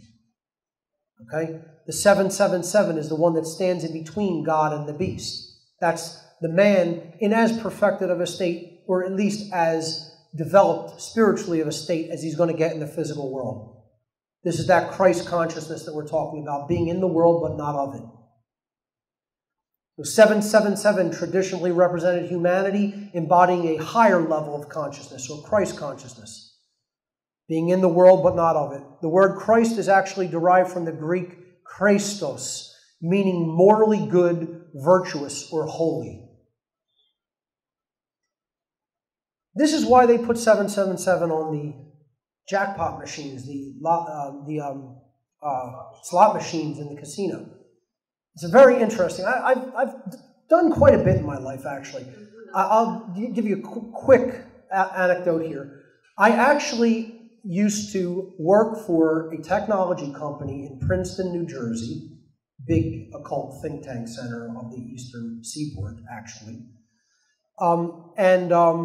I worked for a popular technology company, which I will not name, but I was their lead Macintosh technician. And this is probably one of the bigger tech companies in central New Jersey. I was their lead Mac technician, and they would always send me to Atlantic City and to, not Vineland, Pleasantville. It's called Pleasantville, New Jersey.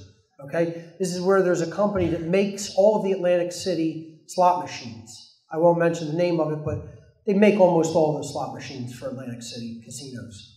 And I worked I supported computers in the graphic department of that business and troubleshot the graphics that they put on the slot machines. So I would see this all over the place. Like 777 was just everywhere in this business, you know. And, you know, I understood then what it meant, and, you know, this is why they put these numbers on the slot machines. They're trying to sell you on something that they know that very deep nested in your subconscious, you know, has been traditionally used to represent spirituality, high-level spirituality. They know that's what people crave but yet are missing, and that's what they sell you in proxy, so that they can just keep all that wealth flowing to them.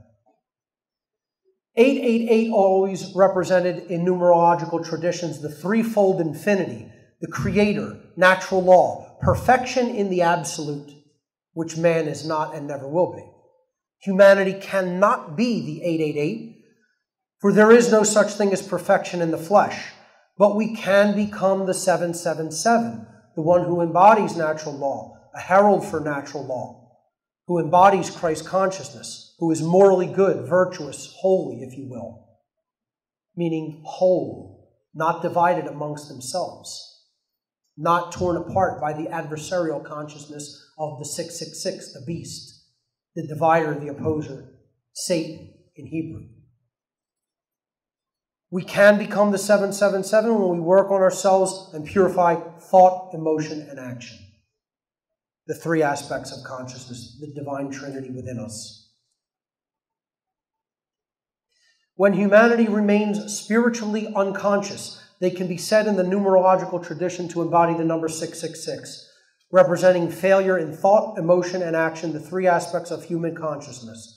This is why 666 is considered the number of the beast, the satanic or antichrist consciousness. The people of this world who dwell in ignorance, apathy, laziness, and cowardice are savages or beasts from a true spiritual perspective, and their consciousness essentially exists only in the animal/reactive mind. They are the true antichrist, the beast, and their thoughts and behaviors work continually to kill the true Christ consciousness. And this is what is meant in the book of Revelation by he who has understanding will calculate the number of the beast, because it is the number of mankind. Mankind dwells in satanic consciousness, in antichrist consciousness, which is why we're enslaved and not free. In the aggregate, let me caveat that by saying, there are people who do dwell in the Christ consciousness. There are people who are on their way to dwelling in that higher level of consciousness. They're on that path. But in the aggregate, humanity is still the beast. Christian prophecies foretell of an antichrist, a false impersonator Christ, who will come and deceive the whole world during the end of days. Understood properly, this concept translates to the people who are falsely claiming to embody Christ and the ideals of Christ. The Antichrist is not one person. The real Antichrist is a way of thinking, feeling, and acting. False modern-day Christianity has brought this massive deception to fruition because they're peddling what they say is Christ consciousness, and it has nothing whatsoever to do with the real article. Today, the greater body of those who claim to be quote-unquote Christian actually embody the antithesis of Christ consciousness. Fake-ass Christians are the Antichrist.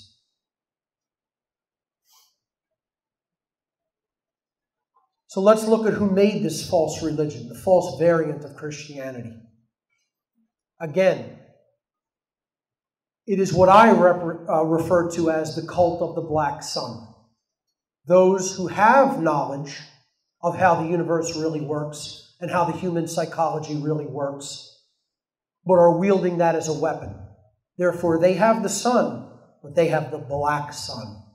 This is what I call this dark solar cult that really rules the world. This hidden priest class of sorcerers, mental sorcerers. Our planet has been ruled for thousands of years by a dark solar priest class. This cult has no name to which it is actually referred to by its own members. They don't call themselves the Illuminati. They don't call themselves the Black Sun. They don't have a name for themselves. They just are, and they just do what they do. When I was involved in Satanism, folks, they didn't go, we're the cult of the Black Brotherhood of the Ram. Nothing of the sort. They never named themselves. It's the cult without a name. And it's worldwide. And it's every ostensible denomination of faiths. It's every race. It's every culture. It's every monetary class, financial class, believe it or not. People think, oh, it's only rich men enslaving the world. Yeah, that's what you think. And it's women too, folks, before we say it's just all men. No, there are ruthless women in the dark priestess class. Believe me, they hold a lot of influence in it. There were women involved in Satanism that were a lot higher on the occult hierarchy than a lot of the men. So it's everybody. It's not one group of people. It's not white men, rich people, Jews, Freemasons. No. Dark occultists come from all walks of life and every continent on the face of the earth. This cult has no name to which it is referred by its own members, but some people refer to it quite wrongly as the Illuminati. I take exception with them being called the Illuminati. Want to know why? I'm the Illuminati. You're the Illuminati. The people in this room are the Illuminati. Illuminati comes from the Greek meaning illuminated ones. It's a plural word. It means those who are illuminated with knowledge. Why would you want to apply a positive term like that to these jackasses in the dark occult? I keep trying to tell people, if you're enlightened, you're the Illuminati. You're the enlightened ones, not them. They're not spiritually enlightened. They may be enlightened about how to manipulate people, but that doesn't mean that they've reached spiritual enlightenment. I say that term is wrongly applied to this cult because the truly illuminated would never behave in the way these dark sorcerers behave. Their cult uses light or knowledge of the human psyche and the laws of nature against the masses of people who are in ignorance of such knowledge in order to control and enslave them. This is why this cult has also been called the Black Sun, the cult of dark knowledge. They invented the world religions. I keep trying to tell this to people who are involved with religion in whatever capacity. It's like, oh, no. They created all the other religions. They didn't create my religion. They made Islam and Judaism, but they didn't make Christianity. And then somebody who subscribes to Islam say, yeah, they gave a fake variant of Judaism and Christianity, but they didn't touch Islam. And then the Jews will say, no, they gave the Christians and the Islamists a total false religion, but the Judaic religion remained completely true and preserved. Yeah, okay. Everybody wants to take their prejudice into the truth. That's the problem. Can't be done. Not if you're really being honest with yourself and you really want to go far down the path of truth and enlightenment. You could do that and lie to yourself and say, oh, I'm making progress, but I'm taking my religion with me. Good luck with that. The Flavians and early Christianity. The Flavians were a ruling bloodline sect of the dark solar cult who ruled the Roman Empire during much of its existence. The Flavians developed a problem controlling the population of the Roman Empire because some segments of the people they ruled were beginning to gain knowledge of the illegitimacy of being ruled and wanted to be free. This is what overt controlling dynasties usually degenerate into. When you have overt control, the people know that they're oppressed and ruled. The Romans beat people into submission with their centurions. You know, you didn't submit to their ruling authority. They just ran you through with a sword and crucified you. Everyone knew they were just a gang of thugs that said, we're God, we rule, you're going to do what we say or die, which is what the mafia of their time. They were the mafia of their time. Just like government is the mafia of our modern time. But when you have an overt rulership like that, everybody sees it. And they're like, oh yeah, piss off the Romans and they're going to run you through with a sword. You know, so eventually they say, we don't want to live like this. We want to be free. And they openly revolt physically. That was the problem that was going on in the early Roman Empire.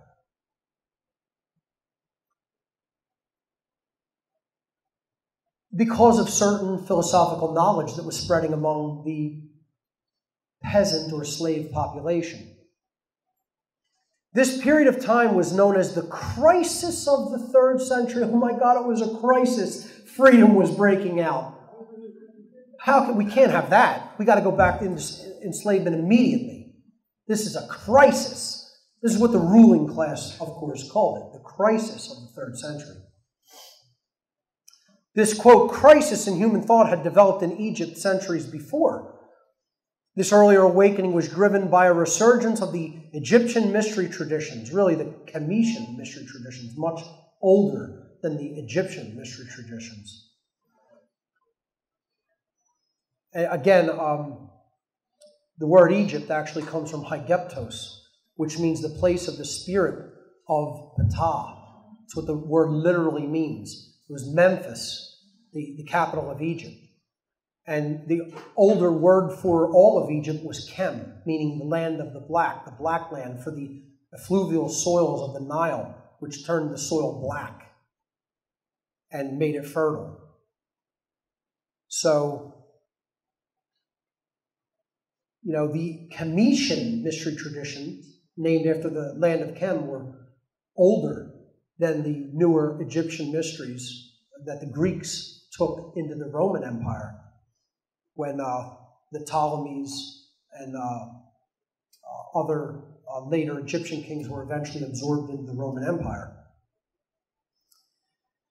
So this earlier resurgence in thought and spiritual awakening was driven by a resurgence in the mystery traditions being taught at Alexandria. These mystery traditions were, of course, the spiritual core of esoteric Christian thought. Okay?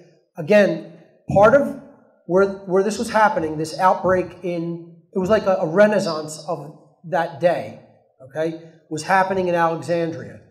And this is Hypatia, who was one of the female teachers at Alexandria. Okay, she taught in one of the places known as the Serapeum, which was an adjunct to the Library of Alexandria. This is a movie that was made about her life and teachings and death called Agora. And Agora means a free and open market, a free way of interacting with other people on a voluntary basis. One of the best movies you will ever see. How many people here have seen this movie? Yeah, this is why. That's it. They don't want you to see this movie. Do not want you to see this movie. Okay? They really don't want the idea of freedom that's contained within it out there. They certainly don't want the idea of a truly empowered, anarchistic type female out there. That's the last thing they want to push in Hollywood. Okay? So this movie got buried hard. They really tried to keep it out of public consumption. Believe me. Watch it. You will thank me for recommending it. It's a phenomenal movie. It's a very sad, depressing movie, though, I have to tell you, because it ultimately is about how this ruling class destroyed knowledge. But it's so worth seeing. It's so worth seeing. You'll love it. And, we need more women in the world today like Hypatia.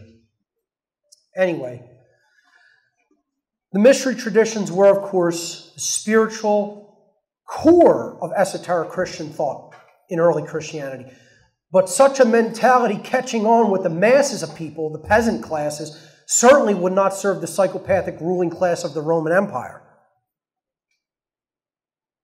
That ruling class had already dealt with the Jewish rebellions a century earlier, and they needed a plan to snuff out this new rebellion in thought before it became a more widespread problem. So they were already dealing with countless Jewish rebellions all over the Roman Empire. The Jews didn't want to be ruled by the Romans. This is what was happening around the 1st century AD, when Jesus is said to have lived. And a lot of people would suggest that his teachings were fomenting these physical rebellions in the Roman Empire. So they needed a plan.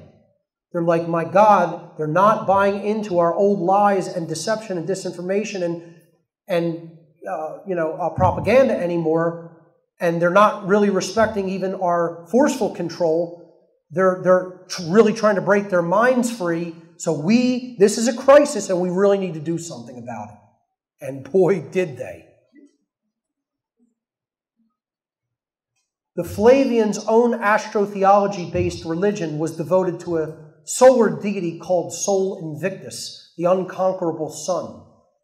These solar cult members sought to unify the Roman Empire under a common state-run religion by challenging the problematic early Christian philosophy changing the problematic early Christian philosophy to reflect the myths of their own astrotheological solar god, which they themselves inherited from even older solar cult traditions. This just goes way, way back, folks.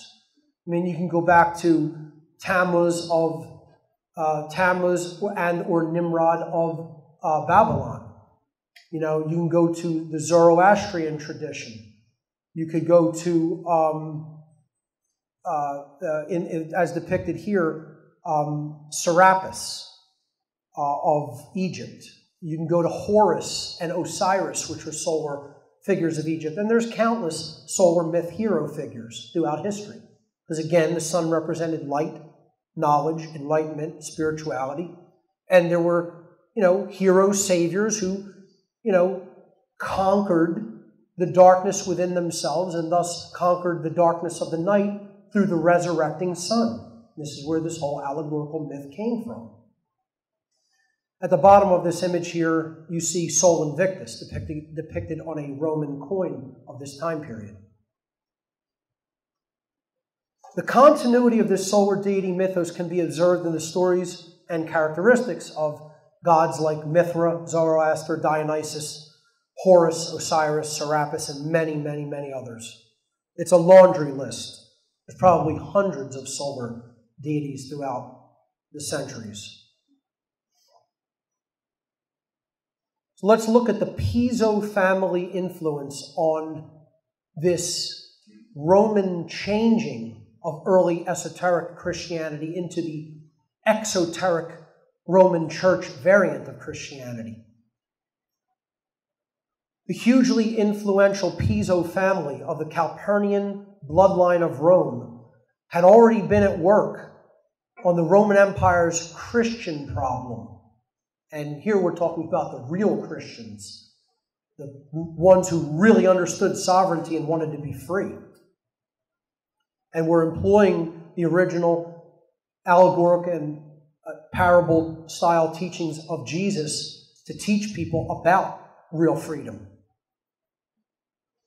They were at work on the empire's Christian problem since the mid-1st century AD, when the Pisos began to lay the foundations of the new state religion designed to control people's thought and suppress further rebellion against the authority of the ruling class.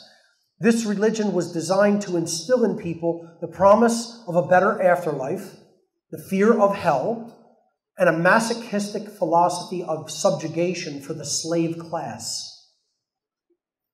To crush the growing rebellion in consciousness once and for all, the Flavian and Neo-Flavian dynasties of the Roman Empire knew that the empire would ultimately need to be united under such a state-controlled religious belief system.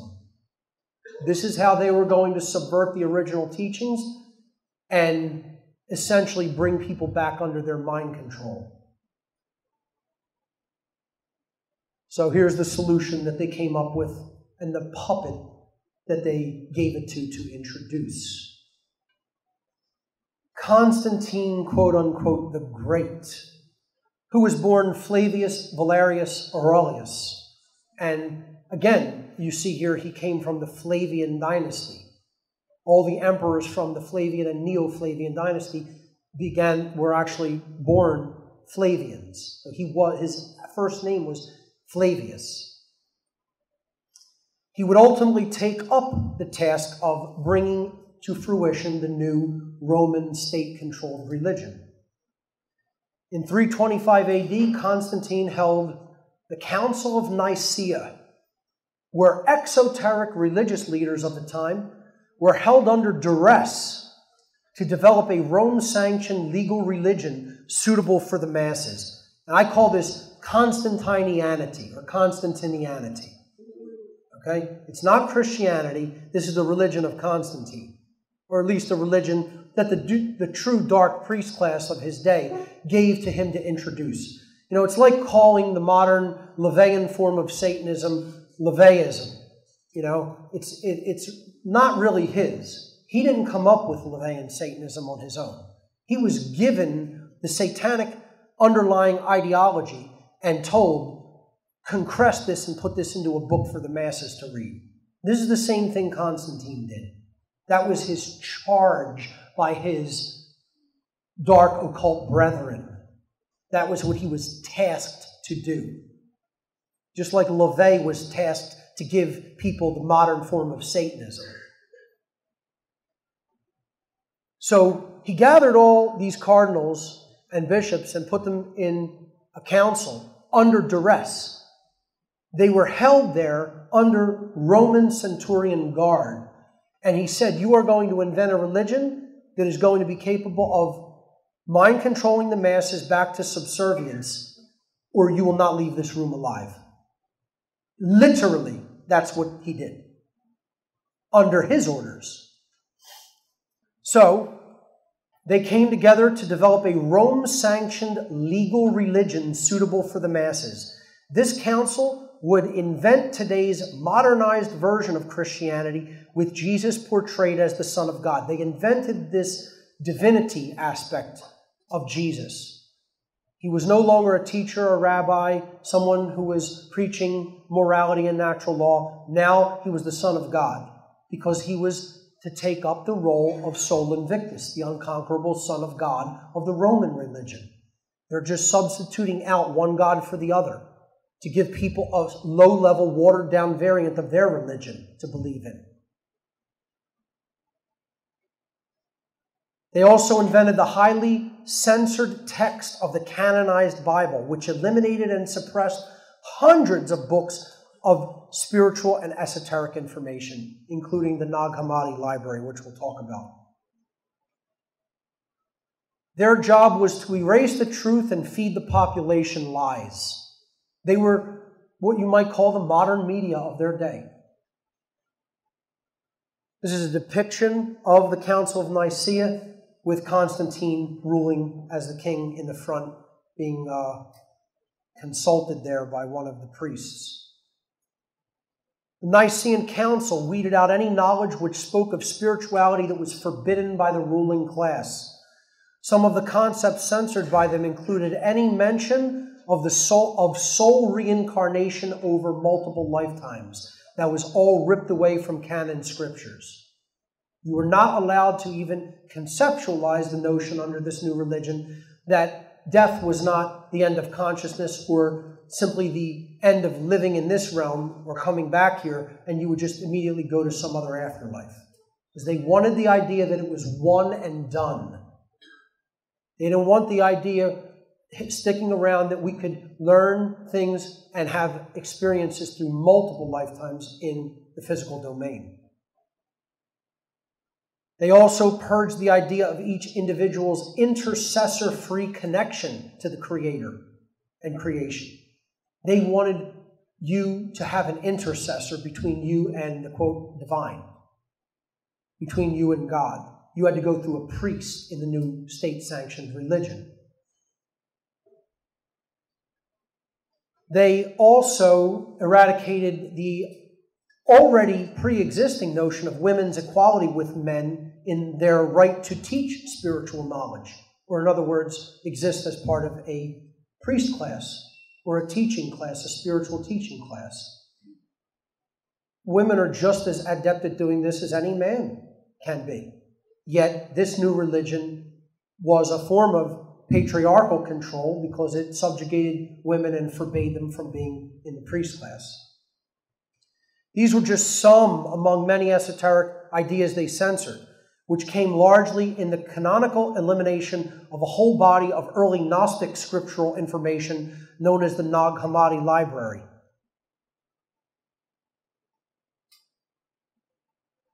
As if this wasn't a bad enough setback to early Christian philosophical thought, their most devastating blow would be delivered in their bastardizing of the scriptures by adding in completely untrue enemy provisions to their finalized canon. And of course, I am referring to the infamous Romans 13. And once again, please note the name of the book, ladies and gentlemen. Romans. Romans 13, the canonizing of the authority of man. Here's what Romans 13 actually says. Now I'm going to read Romans 13, verse 1 through 7 in its entirety. Listen to this sheer bullshit. Let everyone be subject to the governing authorities, for there is no authority except that which God has established. The authorities that exist, otherwise saying the powers that be, have been established by God. Whoever rebels against the authorities is rebelling against what God has instituted, and those who do so will bring judgment on themselves. For rulers are not a terror to those who do right, but they are a terror to those who do wrong. Your ruler is a terror to the wrongdoers? Could have fooled me. Do you want to be free from your fear of the authorities? Then do what is right and they will praise you. Oh yeah, the government's going to praise you for doing the right thing. Yeah. They're just heaping mounds of praise on me all day long.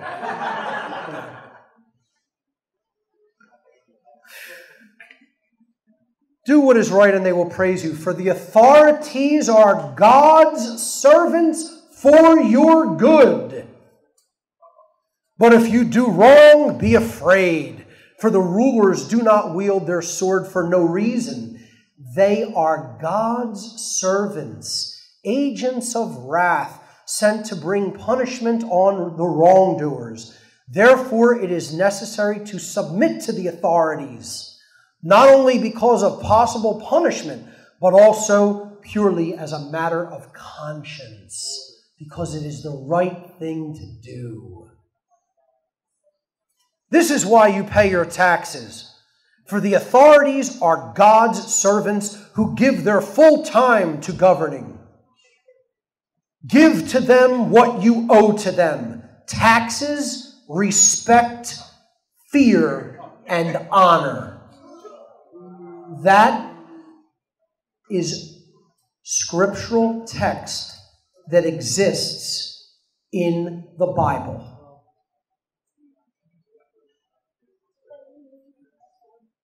Imagine these people think they are God on earth. They love their thrones. They love their crowns and their thrones and their gold.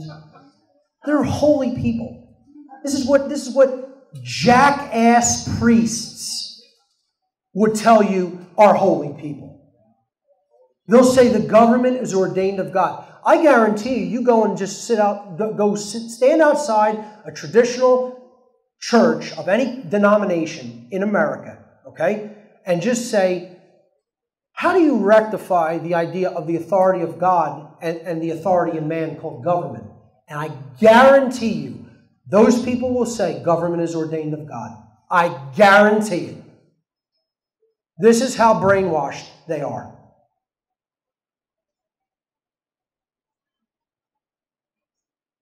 Look at this psychopath. Saying he's a holy man with the amount of riches, what am I talking about? Yeah, about $18 trillion in wealth that the Vatican is actually sitting on. 18 trillion with a T, not billion dollars, trillion. I think the entire money supply of the entire earth is like $90 trillion, 86, 87, 88, 89, 90 trillion, something like that. That's how much money exists on the earth. They have 18 trillion of it. Let me tell you something. Any person that would believe that this is what the God of creation would sanction is not only spiritually bankrupt, they are mentally ill and don't even belong walking the streets. They belong in an insane asylum.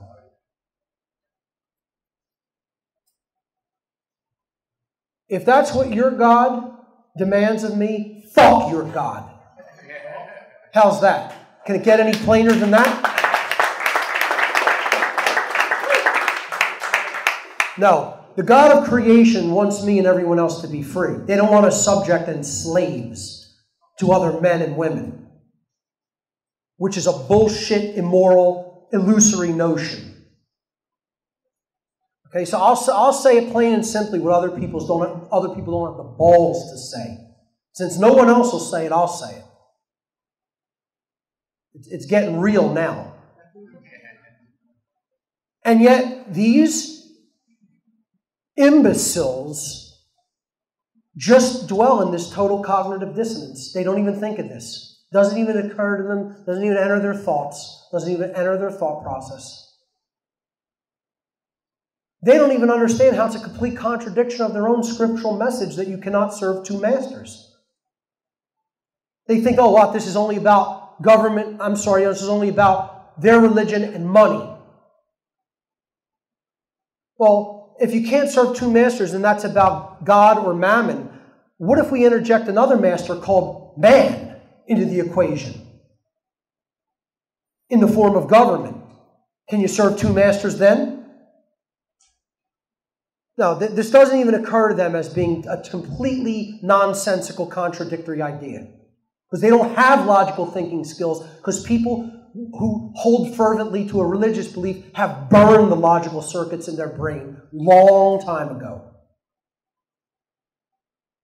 How do modern Christians attempt to reconcile the clear and glaring contradiction of the notion of authority being vested in mankind through government when their very own religion demands that they recognize God as the only authority? The answer? They just ignore it altogether, like it doesn't exist. They don't even want to answer that question. You can't serve two masters and you can't walk with God and hold hands with Satan at the same time. It doesn't work that way, folks. And government is a great Satan if there ever was one. All government.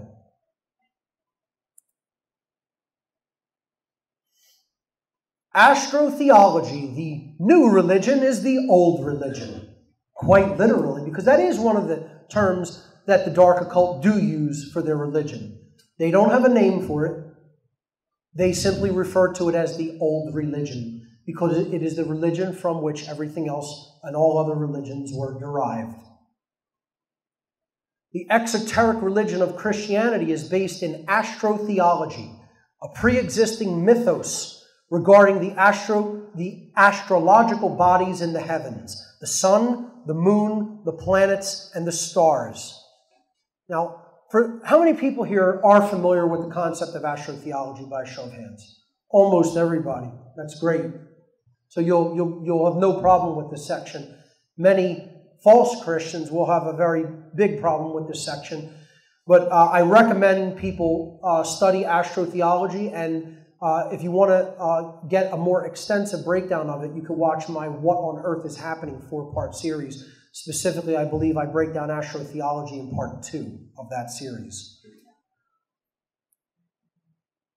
So, astrotheology is based upon the sun, the moon, the planets, and the stars. The exoteric Christian tradition is specifically based upon the astrotheological solar cult, the cult of the sun. That's what Jesus represents, the sun of the ancient world. In the modern variant, Jesus takes up the role of the sun, the hero, savior, rejuvenator of the world, because that's what the sun is. The sun rejuvenates the world each day. And it also rejuvenates the world during springtime when it rises from the southern hemisphere into the northern hemisphere. The astrotheological variant of Christianity, complete with all its solar ritualistic trappings, was created to lead genuine Christians astray from truth, so they would never attain authentic Christ consciousness. This is the fake form of Christianity practiced by most modern-day Christians. They are worshiping the sun. The sun has been traditionally used as a symbol of knowledge and truth since time immemorial. The sun was seen in the ancient world as a representation of the light of the Creator, or knowledge, which has to be taken into oneself in the form of moral knowledge or conscience in order to nurture right action in harmony with natural law. And that's what is referred to as the exercise of conscience. See, conscience is the knowledge. The exercise of conscience is the action that we take based on the knowledge of the difference between right and wrong. This true path to freedom lies in knowing, not believing. Dogma, faith, and belief, on the other hand, are all hallmarks of the false Christian, quote-unquote, religion, which grew out of the distorted astrotheological form of the original esoteric variant of Christianity. A book I recommend is The World's 16 Crucified Saviors, Christianity Before Christ, which examines 16 solar cult, solar hero, savior, rejuvenator myths throughout the ancient world. I'm not going to go over all of astrotheology here today. It's too big of a concept. I'm not even going to go over through what I covered in What on Earth is Happening, the series. I'm just going to briefly talk about how Jesus represents the sun on the cross here.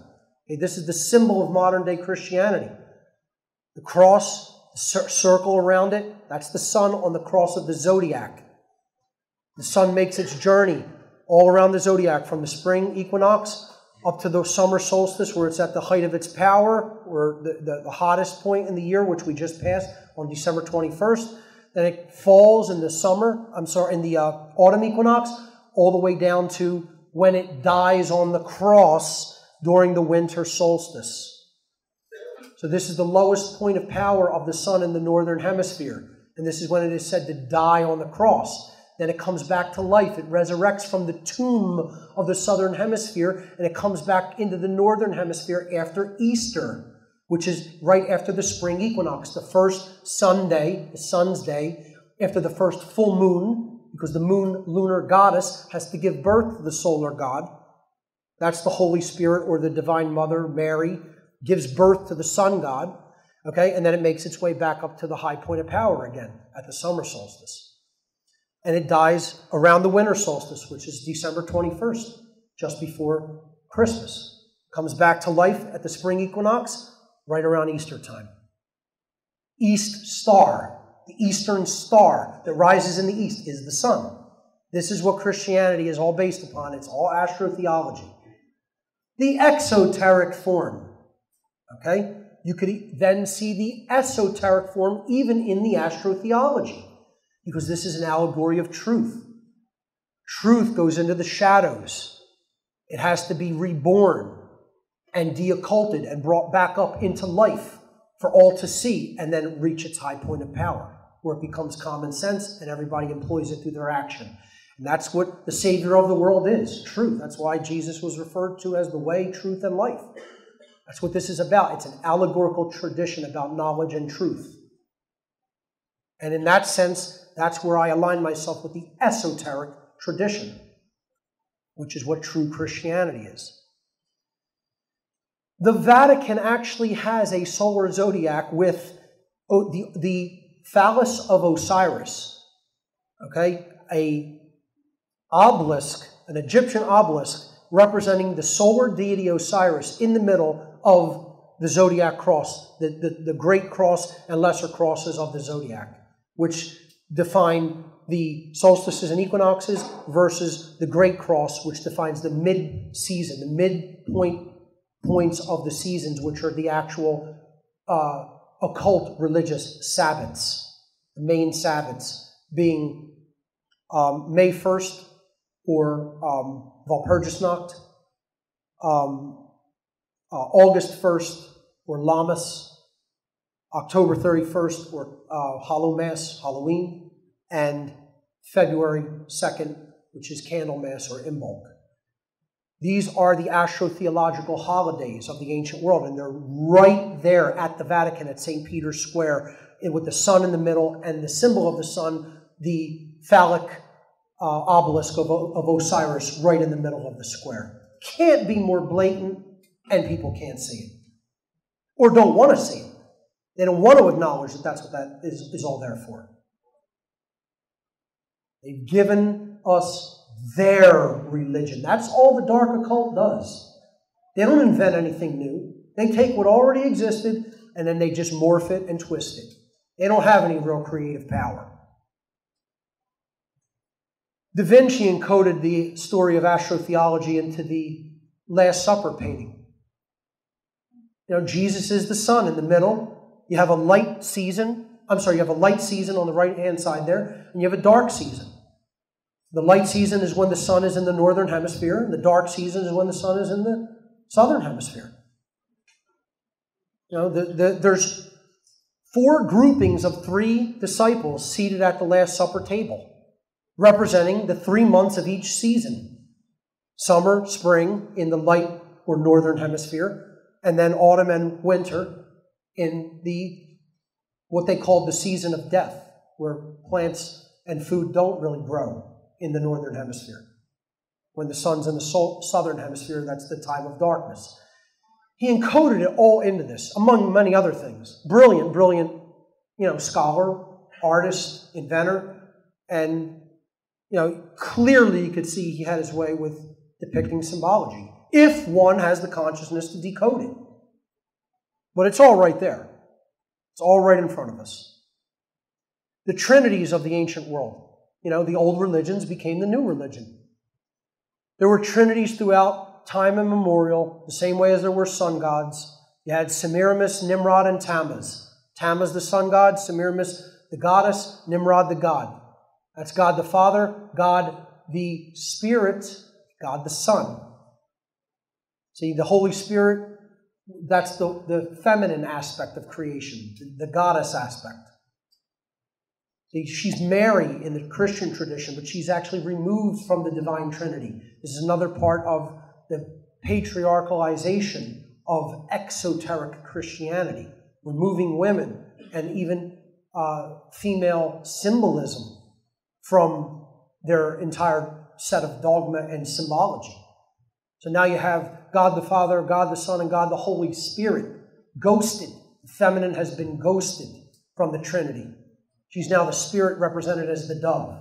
See, what this really represents, and just to complete this, on the right-hand side there, you have the Egyptian Trinity.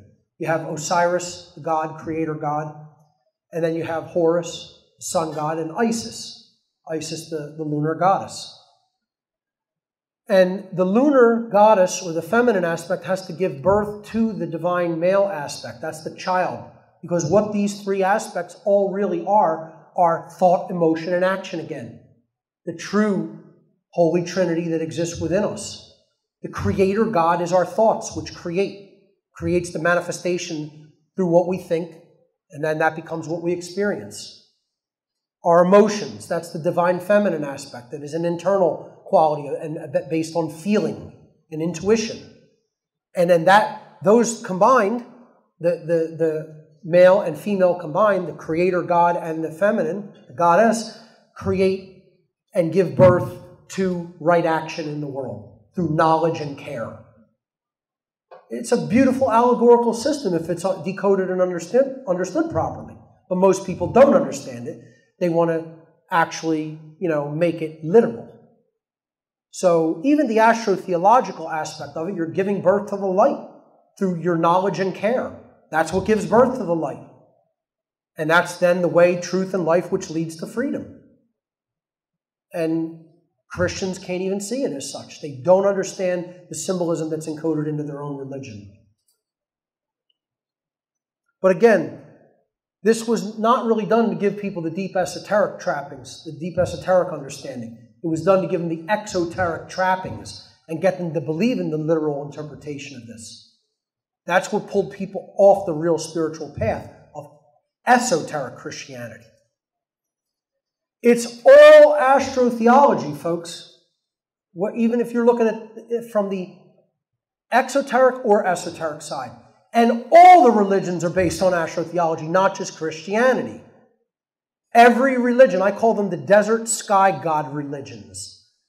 You have, in the first column, the name of the ancient astrotheological cult. You had the cult of the sun, the cult of the moon, and the cult of the stars and planets. The solar cult, lunar cult, and stellar cult. Then you have their associated revered celestial object or symbol. Okay, you have the sun for the solar cult, the moon for the lunar cult, the stars and planets for the stellar cult. And again, Saturn is the primary planet. That was considered the king of the planets because it's the farthest out that can be seen with the naked human eye. The solar cult applies to modern Christianity, with its symbol being the sun on the cross of the zodiac. The lunar cult of the moon was given to Islam, and its symbol in its modern religious variant is the moon. And the stellar cult, the cult of the stars, was given to Judaism, and its symbol is a star. I mean, it's all right there out in the open, in the symbology, and people still can't see it. And I've been teaching this for 10 years. Michael Tessarion's been teaching it for 15 to 20 years. Jordan Maxwell's been teaching it for God knows how long. I don't know how that man... If I was teaching this for as long as he was, I'd be completely insane. How could you do the same thing for as long as that man has done it and see people still don't get it after 50 goddamn years? I mean, I'd be ready to slit my wrists. It's comical, but it's not really funny, because I consider him a genuine teacher who understands all this stuff, and yet, it's like he's been going for 50 years. I wonder, am I going to be doing this for that long and people still not getting it? Because I'm going to be absolutely horrified. I already am horrified that I'm doing it for 10 and people aren't getting it. Attributes of ancient celestial cults were assigned to each of the major religions thousands of years ago. There were the three major astrotheological bodies, the sun which rules the day, the moon, which rules the night, and the stars and planets. Christianity was assigned the solar cult, the sun or son of God, symbolized by the cross of the zodiac. The lunar cult was assigned to Islam, symbolized by the moon. The day of worship, too, in the solar religion of Christianity is Sunday. Even the days of the week correspond to these astrotheological symbols.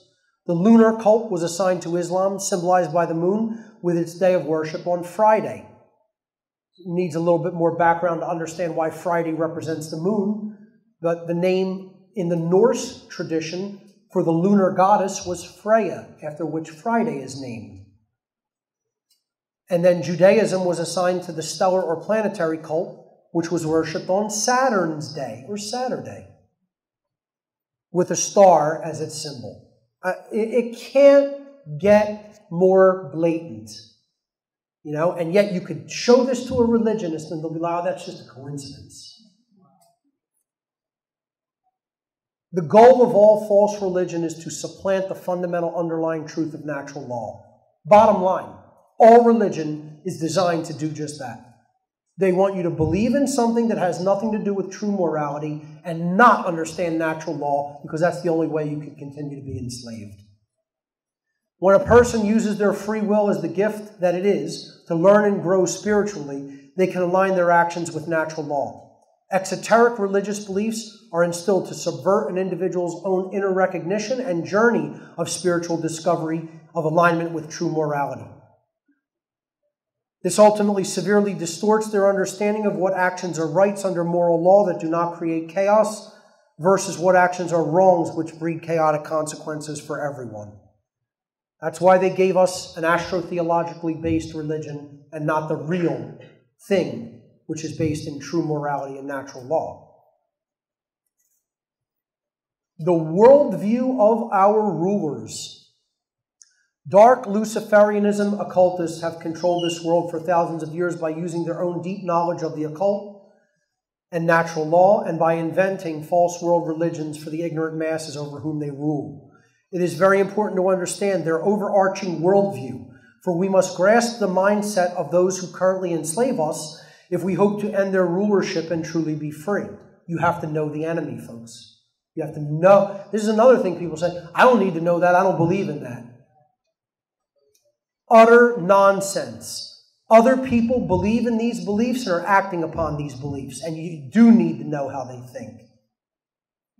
That's like saying, listen, I'm stepping in the ring with this cage fighter tonight. I don't need to know anything about his strategy, what tools he brings to the table, what he's capable of doing. Don't need to know it. I'll just get in there and flail away. Yeah, that's how somebody who's really in a true fight works. They don't try to fight with their mind and understand the strategy and mentality of their opponent. They just go in there and flail away. Yeah. It's very important to understand their worldview, okay? These dark occultists fully understand that the universe is governed by spiritual laws put in place by the Creator, the underlying intelligence of the universe. And they are in open rebellion against those universal moral laws. They know that these laws exist to constrict behavior and bring chaotic consequence for bad behavior. They know this. So how do they work their way around it? If they're currently still ruling and getting people to do their bidding, okay, and they're still owning other people, and they're still, at the top of the so-called food chain when it comes to ruling others, having them in slavery, and them as the ruling class being more free than other people, how are they getting away with this? How isn't the universe catching up with them? They believe that because moral or natural law is in place in the universe, that the entire universe itself is a prison, because they cannot do whatever they want and get away with it without consequence. This is the real dark occult worldview. You boil it down to its essence. Here's what they believe. They believe we're in a prison, that they're in a prison, because they know that the universe is governed by moral law, and they themselves cannot do whatever they want without consequence. That's what they want. They want a realm that anything goes, and they can do whatever they want, subvert anyone's rights, harm anyone's physical body, however much they want, and get away with it unscathed completely. Like cosmically, karmically unscathed. Now, since they realize that is not the reality in which they live, they consider the entire universe a prison for them.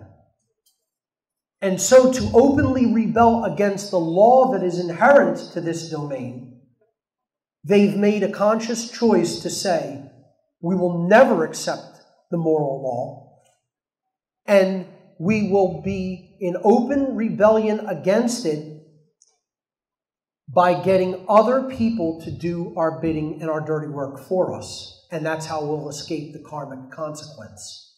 And that's how they can get away with it and keep doing it. They think that it's a prison just because they're subject to law. They don't understand that the moral law is in place for our full benefit, for our uplift, for our freedom, for our growth and learning, and for our absolute optimum conditions in the physical world.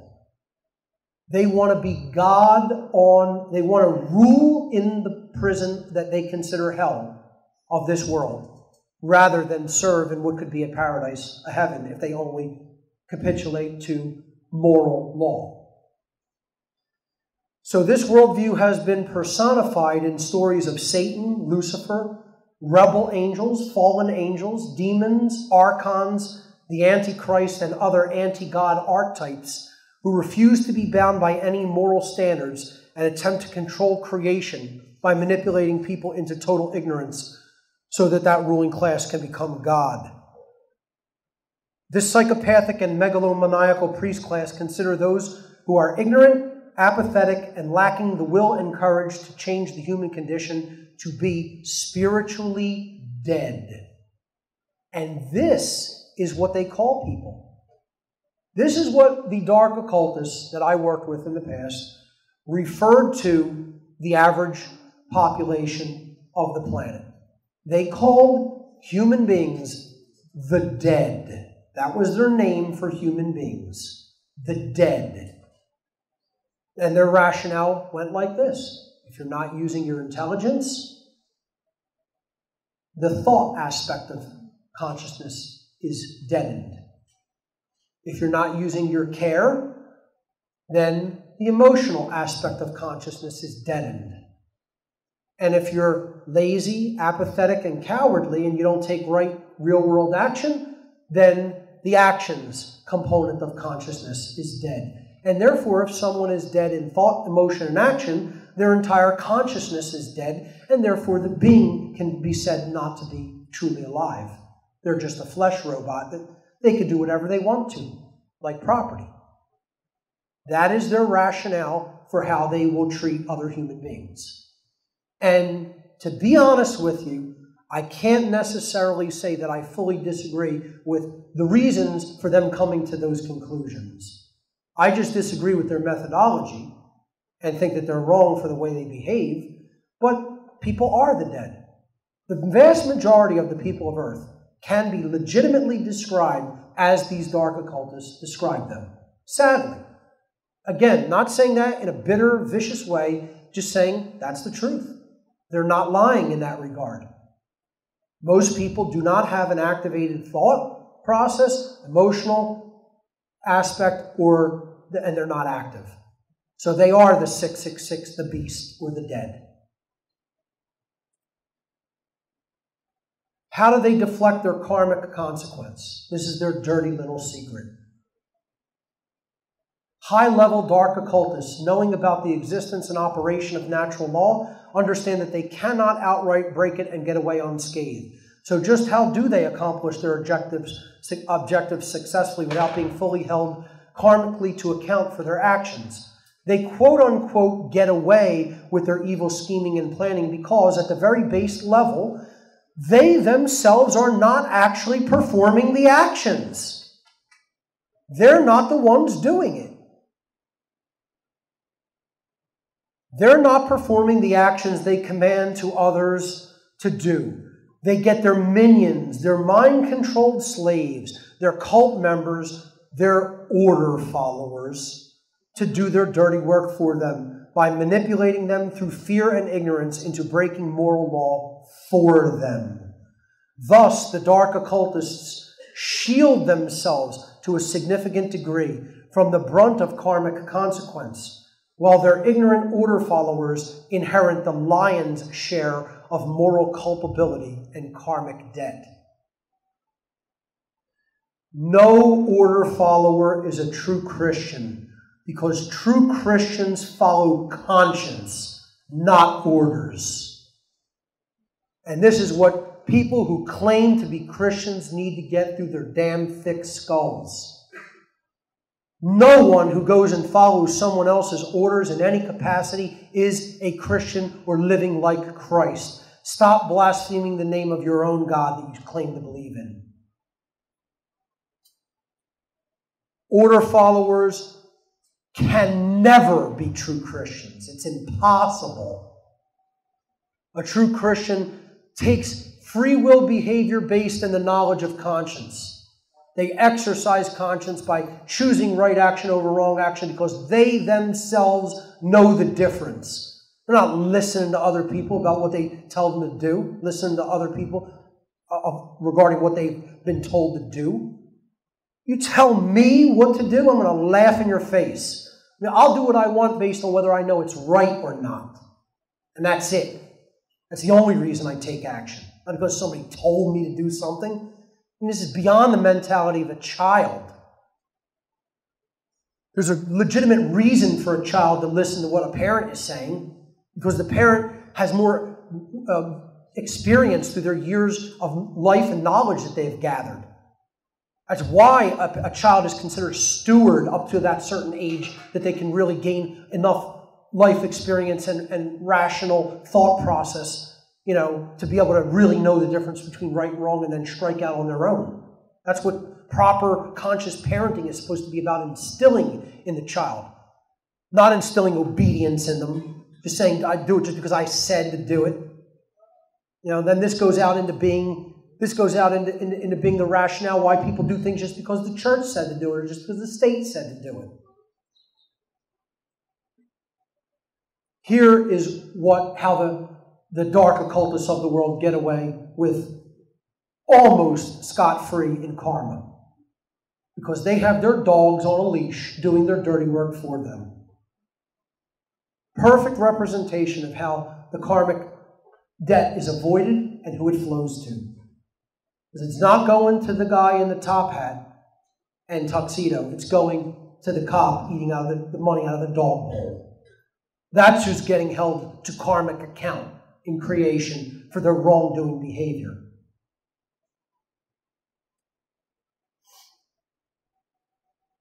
So, who's really at the top of this dark occult food chain? Everybody always asks me this question, so I'm going to answer it. Oh, is it the Freemasons, Mark? Is it the Rosicrucians? Is it, is it the Jews? Everybody wants to know, oh, who's really the highest level? Want to know where? I said it in my, I believe it was my Demystifying the Occult 2 seminar. The world is not run from Washington, D.C., London, and Tokyo. Sorry, folks, not the cities that control the world. The cities that control the world are the Vatican in Rome, Jerusalem in Israel, and Mecca in Saudi Arabia. Those are the cities that control the world, and they control the world through religion.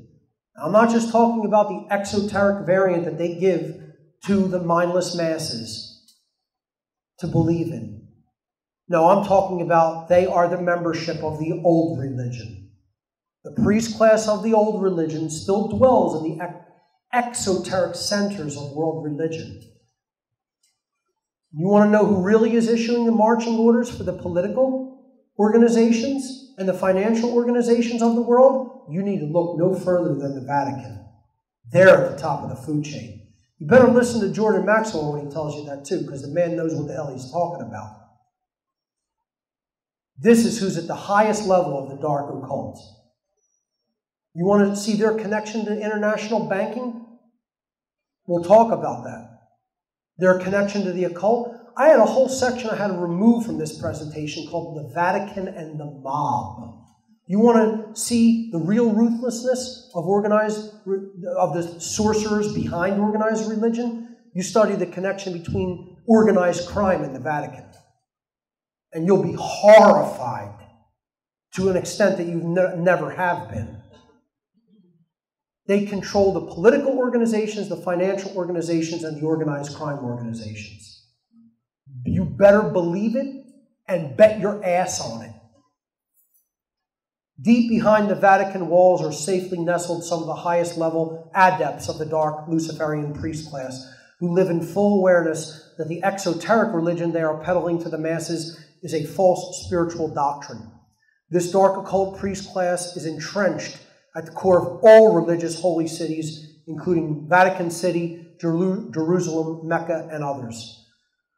The members of this diverse worldwide priest class are united by their deep-level occulted knowledge about the operation of the laws of nature, which they use to manipulate others to comply with their insidious will. Instead of using knowledge for transformational purposes, they use it to manipulate, control, conquer, and enslave. They're flaunting their symbolism of their knowledge and power in front of the mindless masses who know nothing about what the symbolism represents. They're telling people out in the open, we are the illuminated ones, we are the knowledgeable ones. The pine cone represented the awakening pineal gland, activated spirituality, resurrection from the dead, the empty sarcophagus, the peacock's alchemical symbols of awakening and transformation. They're telling people, we're the enlightened ones. We've reached spiritual attainment. While you have a house full of pedophile priests, while you're sitting on $18 trillion in wealth while people go poor and homeless. That's what Jesus was telling people. Thou shalt accumulate $18 trillion in wealth. Yeah. We'll get to prosperity Christianity a little later. Whoever drew this knows what's up. That's all I'm going to say. Whoever drew that knows how the world works and is run. They know how the world is run. I don't know who made that, but whoever drew this, I used your art in my presentation. I took it from Google Images, and get in touch with me because I know you know what's up. Okay? Because that's the force that runs the world right there. Religion still and always has run the world.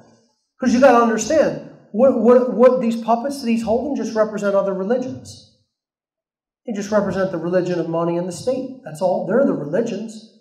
Big Daddy religion is behind Big Daddy government. Big Daddy religion is behind Big Daddy money. That's all this is. They're all religions. And the priest class is at the highest level of them all. And that brings us to the Vatican and the occult. Now, the most accurate depiction I've ever seen in Hollywood of any occult proceedings and how they really work is Stanley Kubrick's Eyes Wide Shut. I hope everyone has seen that movie. If you haven't, you need to see it. I participated in something that was quite less extravagant than what was depicted there, which obviously would have been higher level dark occultism and Luciferianism. You know, they're in a real mansion. I attended rituals at McMansions. Okay? So there are strata within the occult. And then you go into the big mansion called the Vatican, and I'm going to show you some shots from inside the Vatican. This is where the priest class resides. They're hoarding all the knowledge that is necessary to free us. They're hoarding the knowledge of our true origins. They're hoarding the knowledge of true spirituality. They're hoarding the knowledge of what human beings truly could become and the powers that they could actually really develop, which they don't want to see us develop, those kind of mental and spiritual capabilities. And they rule from a place of total secrecy and darkness.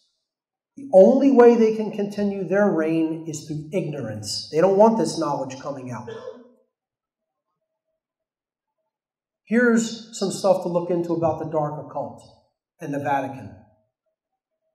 Who are the Jesuits?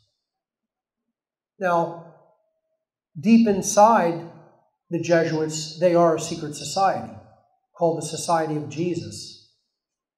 And they're connected deeply with military intelligence and with intelligence agencies like the CIA.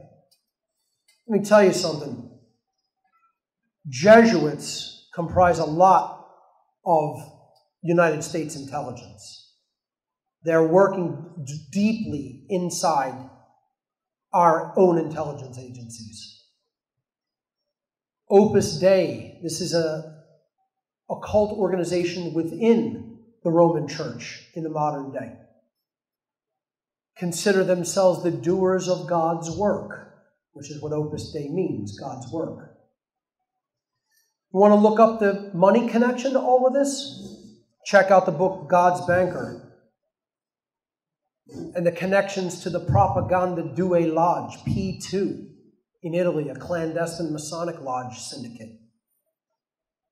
This man with the current quote-unquote Pope Francis is Alfonso Nicholas. Alfonso Nicholas. He's considered the Black Pope of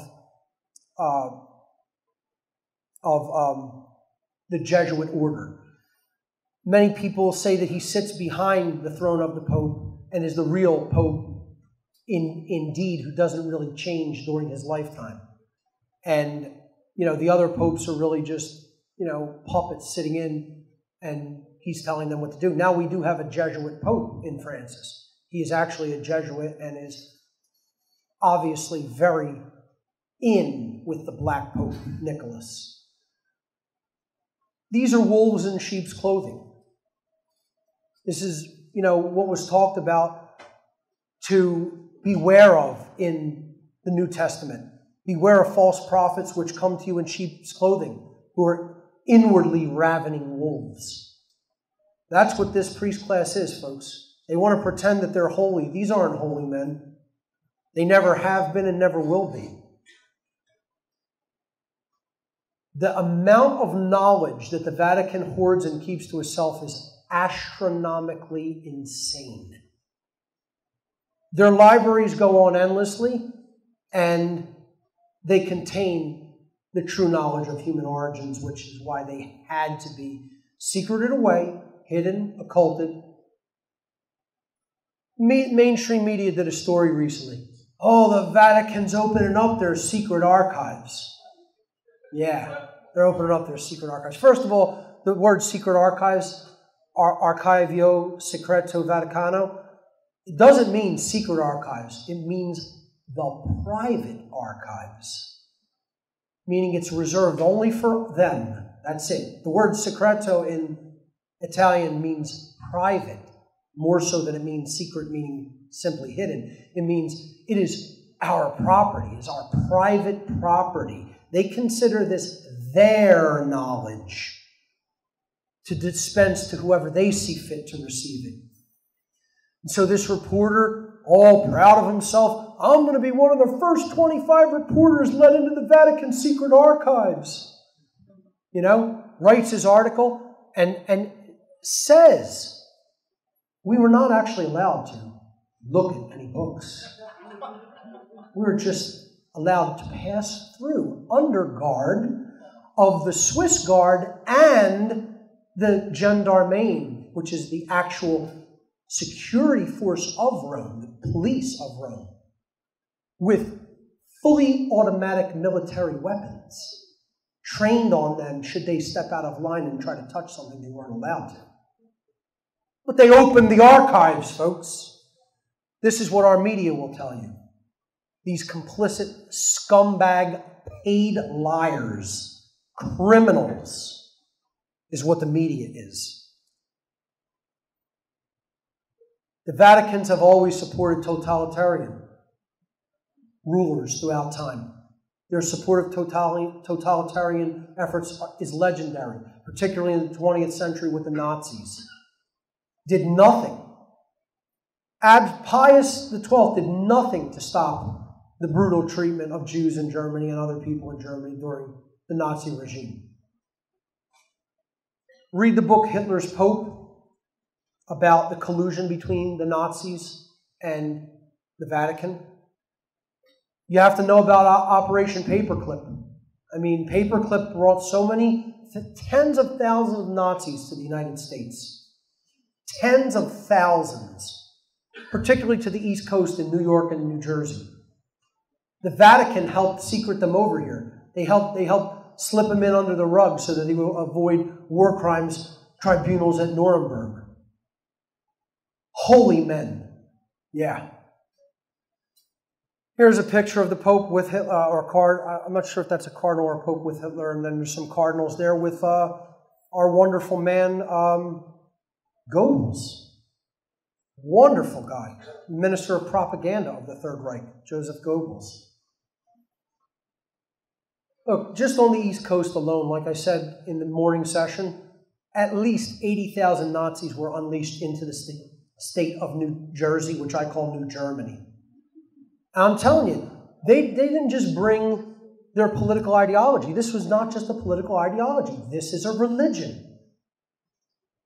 Again, I'm going to do a presentation called The Occult Roots of Nazism and Communism and show how they're essentially one and the same. They're just variants of the old religion. They're just giving you another name for the old religion of Satanism / dark Luciferianism. Nazism is a form of it, and communism is a form of it.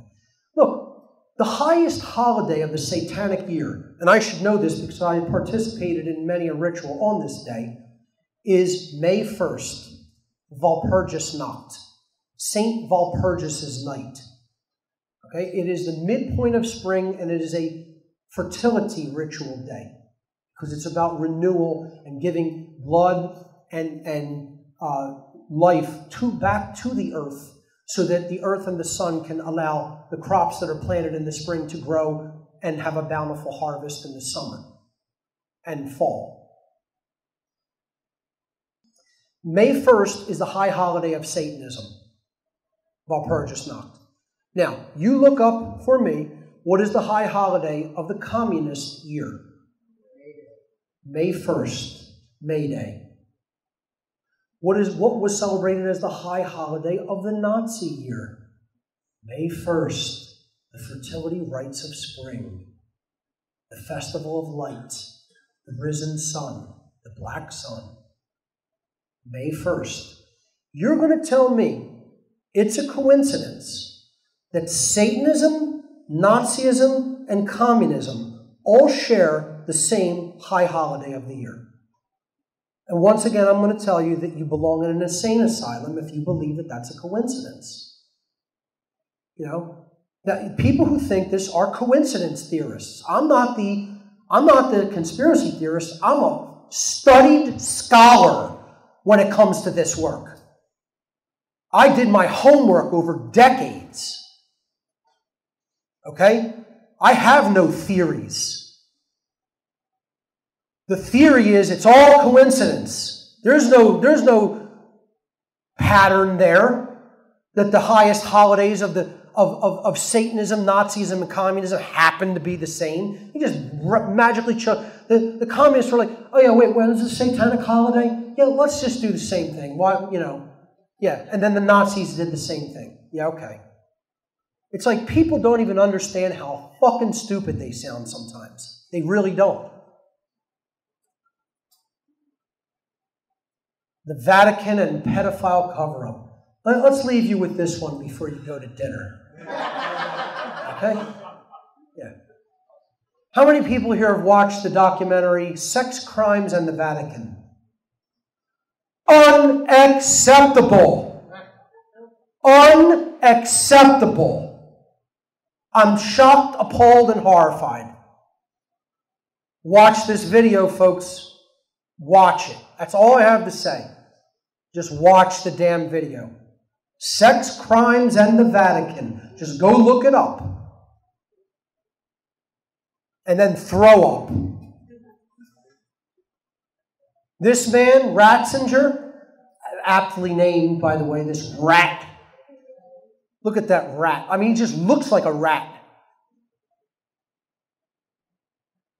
Covered up the pedophilia happening within the church, paid off family. This guy was the financial guy who was set up. He was given the papacy because he paid off. He was given the job to pay off molested children's families so that they wouldn't report the crimes and it wouldn't spread in awareness. And then he would take the parishioner, the priest from one parish and move him to another parish so he can go and molest more boys and girls. That's what this rat, Ratzinger, Benedict, another perfect name. Rat Benedict, like Benedict Arnold. Benedict, what was he, the 16th? Okay? That's what his job in the Vatican was. This newspaper article isn't even touching it close. Try 30,000 years. This priest class has been covering up pedophilia and molestation of children. It's disgusting. I mean, you want to talk about people who should be crucified. Yeah, the Catholic Church with his blinder on, swinging at a piñata, saying, don't worry, we're finally taking action to stop this problem. Yeah, sure you are. Yeah, you're moving the priest to another parish so you can go repeat the same crime. They're trash. Here's the thing we failed to report on, folks. Pedophilia. I just went to an alternative researchers lecture in Philadelphia. At a church, by the way. Was expecting to hear a lot of, revelations, and he did have some good information.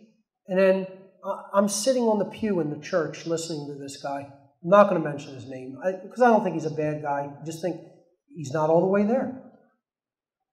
And he goes, I think what might really wake America up is if we had a child pedophile scandal.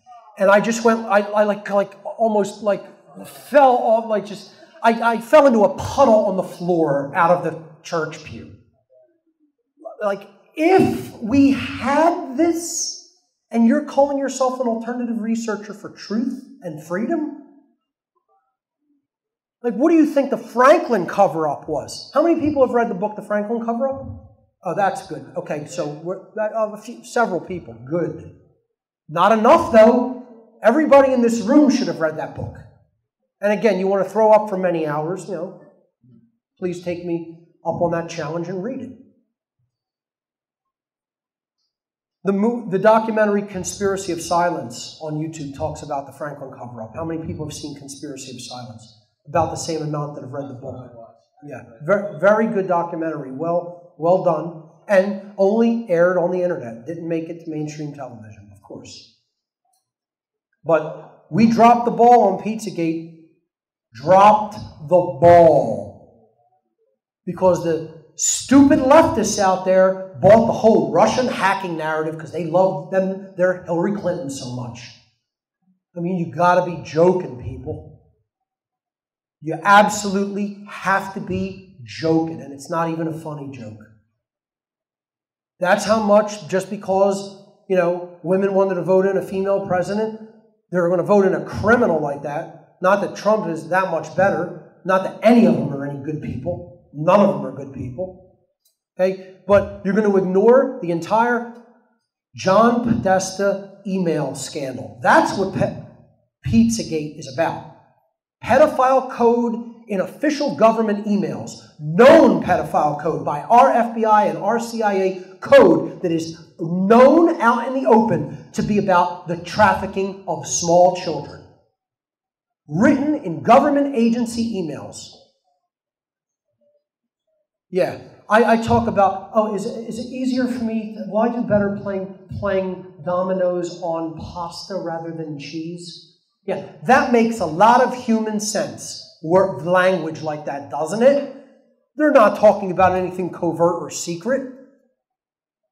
First of all, who in government's going to write emails on a government server talking about pizza, cheese, pasta, and pasta sauce?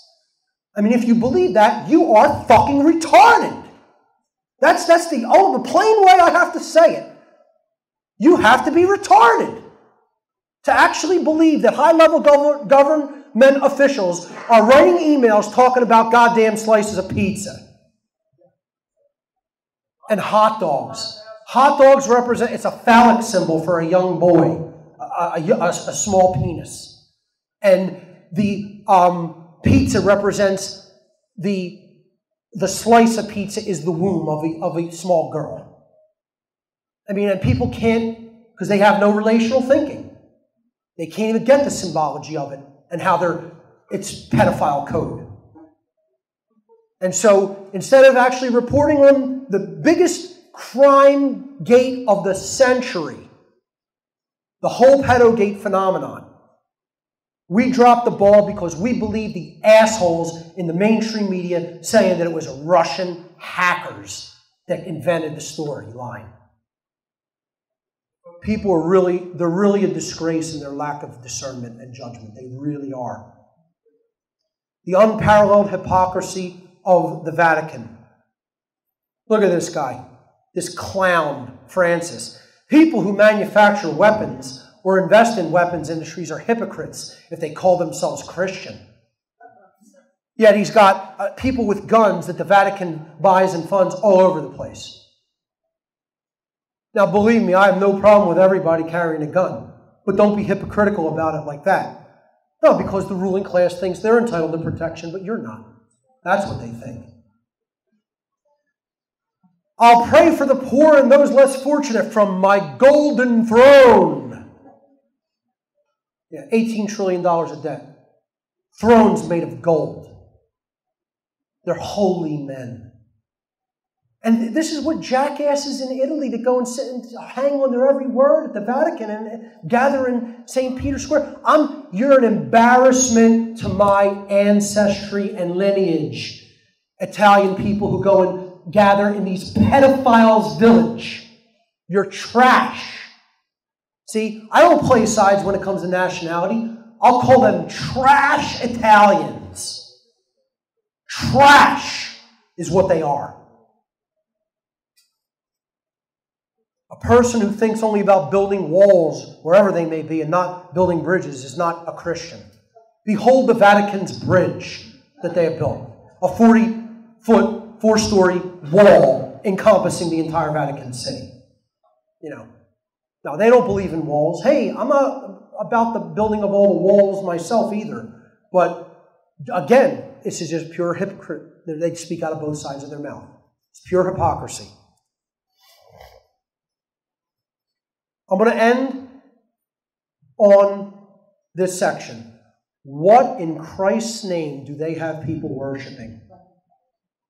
This is the title image of my presentation. That's supposed to be a depiction of Jesus descending into the underworld before he was resurrected. Now, if you just saw that, just look at that and just tell me what that looks like, first of all. What does it look like? A demon or a dinosaur or a reptile with its head turned to the side. You could see the eye, the skull, the teeth, in the jaw coming down. He's got his tail and wings. That's supposed to be Jesus because the face of Jesus is embedded on the neck. That's all. It's flatly embedded on the neck to give the appearance that that's his hair. And this is what they have standing in the back of Paul VI Hall, okay, at the Vatican, where the Pope lectures from. Here's an up-close image. One of the closest images that someone was ever able to take of this statue. You could clearly see it's a reptile/dinosaur head, and Jesus is simply, his face is embedded, it's just sculpted onto the neck of the existing creature. And it's made to look like his hair. I mean, that's just bad sculpting. Who would even sculpt something like that? Not only is it horrific aesthetically, it's like you can't even sculpt the human form properly because they're not trying to. It is a dinosaur/reptilian/demon. This is Paul VI Hall. I believe it's Paul VI Hall. It's all the 4th or 6th. I think it's Paul VI Hall. If someone could look that up and correct me. Okay? That the actual architecture of the hall is a snake with fangs, complete with fangs. He is in the mouth. That statue of, quote, Jesus is in the mouth of a huge serpent. This is who's running the Vatican. No, they're not dark occultists. Don't worry about it, folks. Just go home, forget everything I said. I don't know what I'm talking about. And people go there and bow down and worship these people. That's what is directly behind the Pope when he lectures at this hall in front of a packed house of blind true believers every time. Now, when we get back from dinner, I am going to read the recent comments that the Pope made about libertarians and libertarianism. And I have a challenge that I'm going to issue to our current Pope Francis. Thank you for listening to this section. I'll see you all after dinner.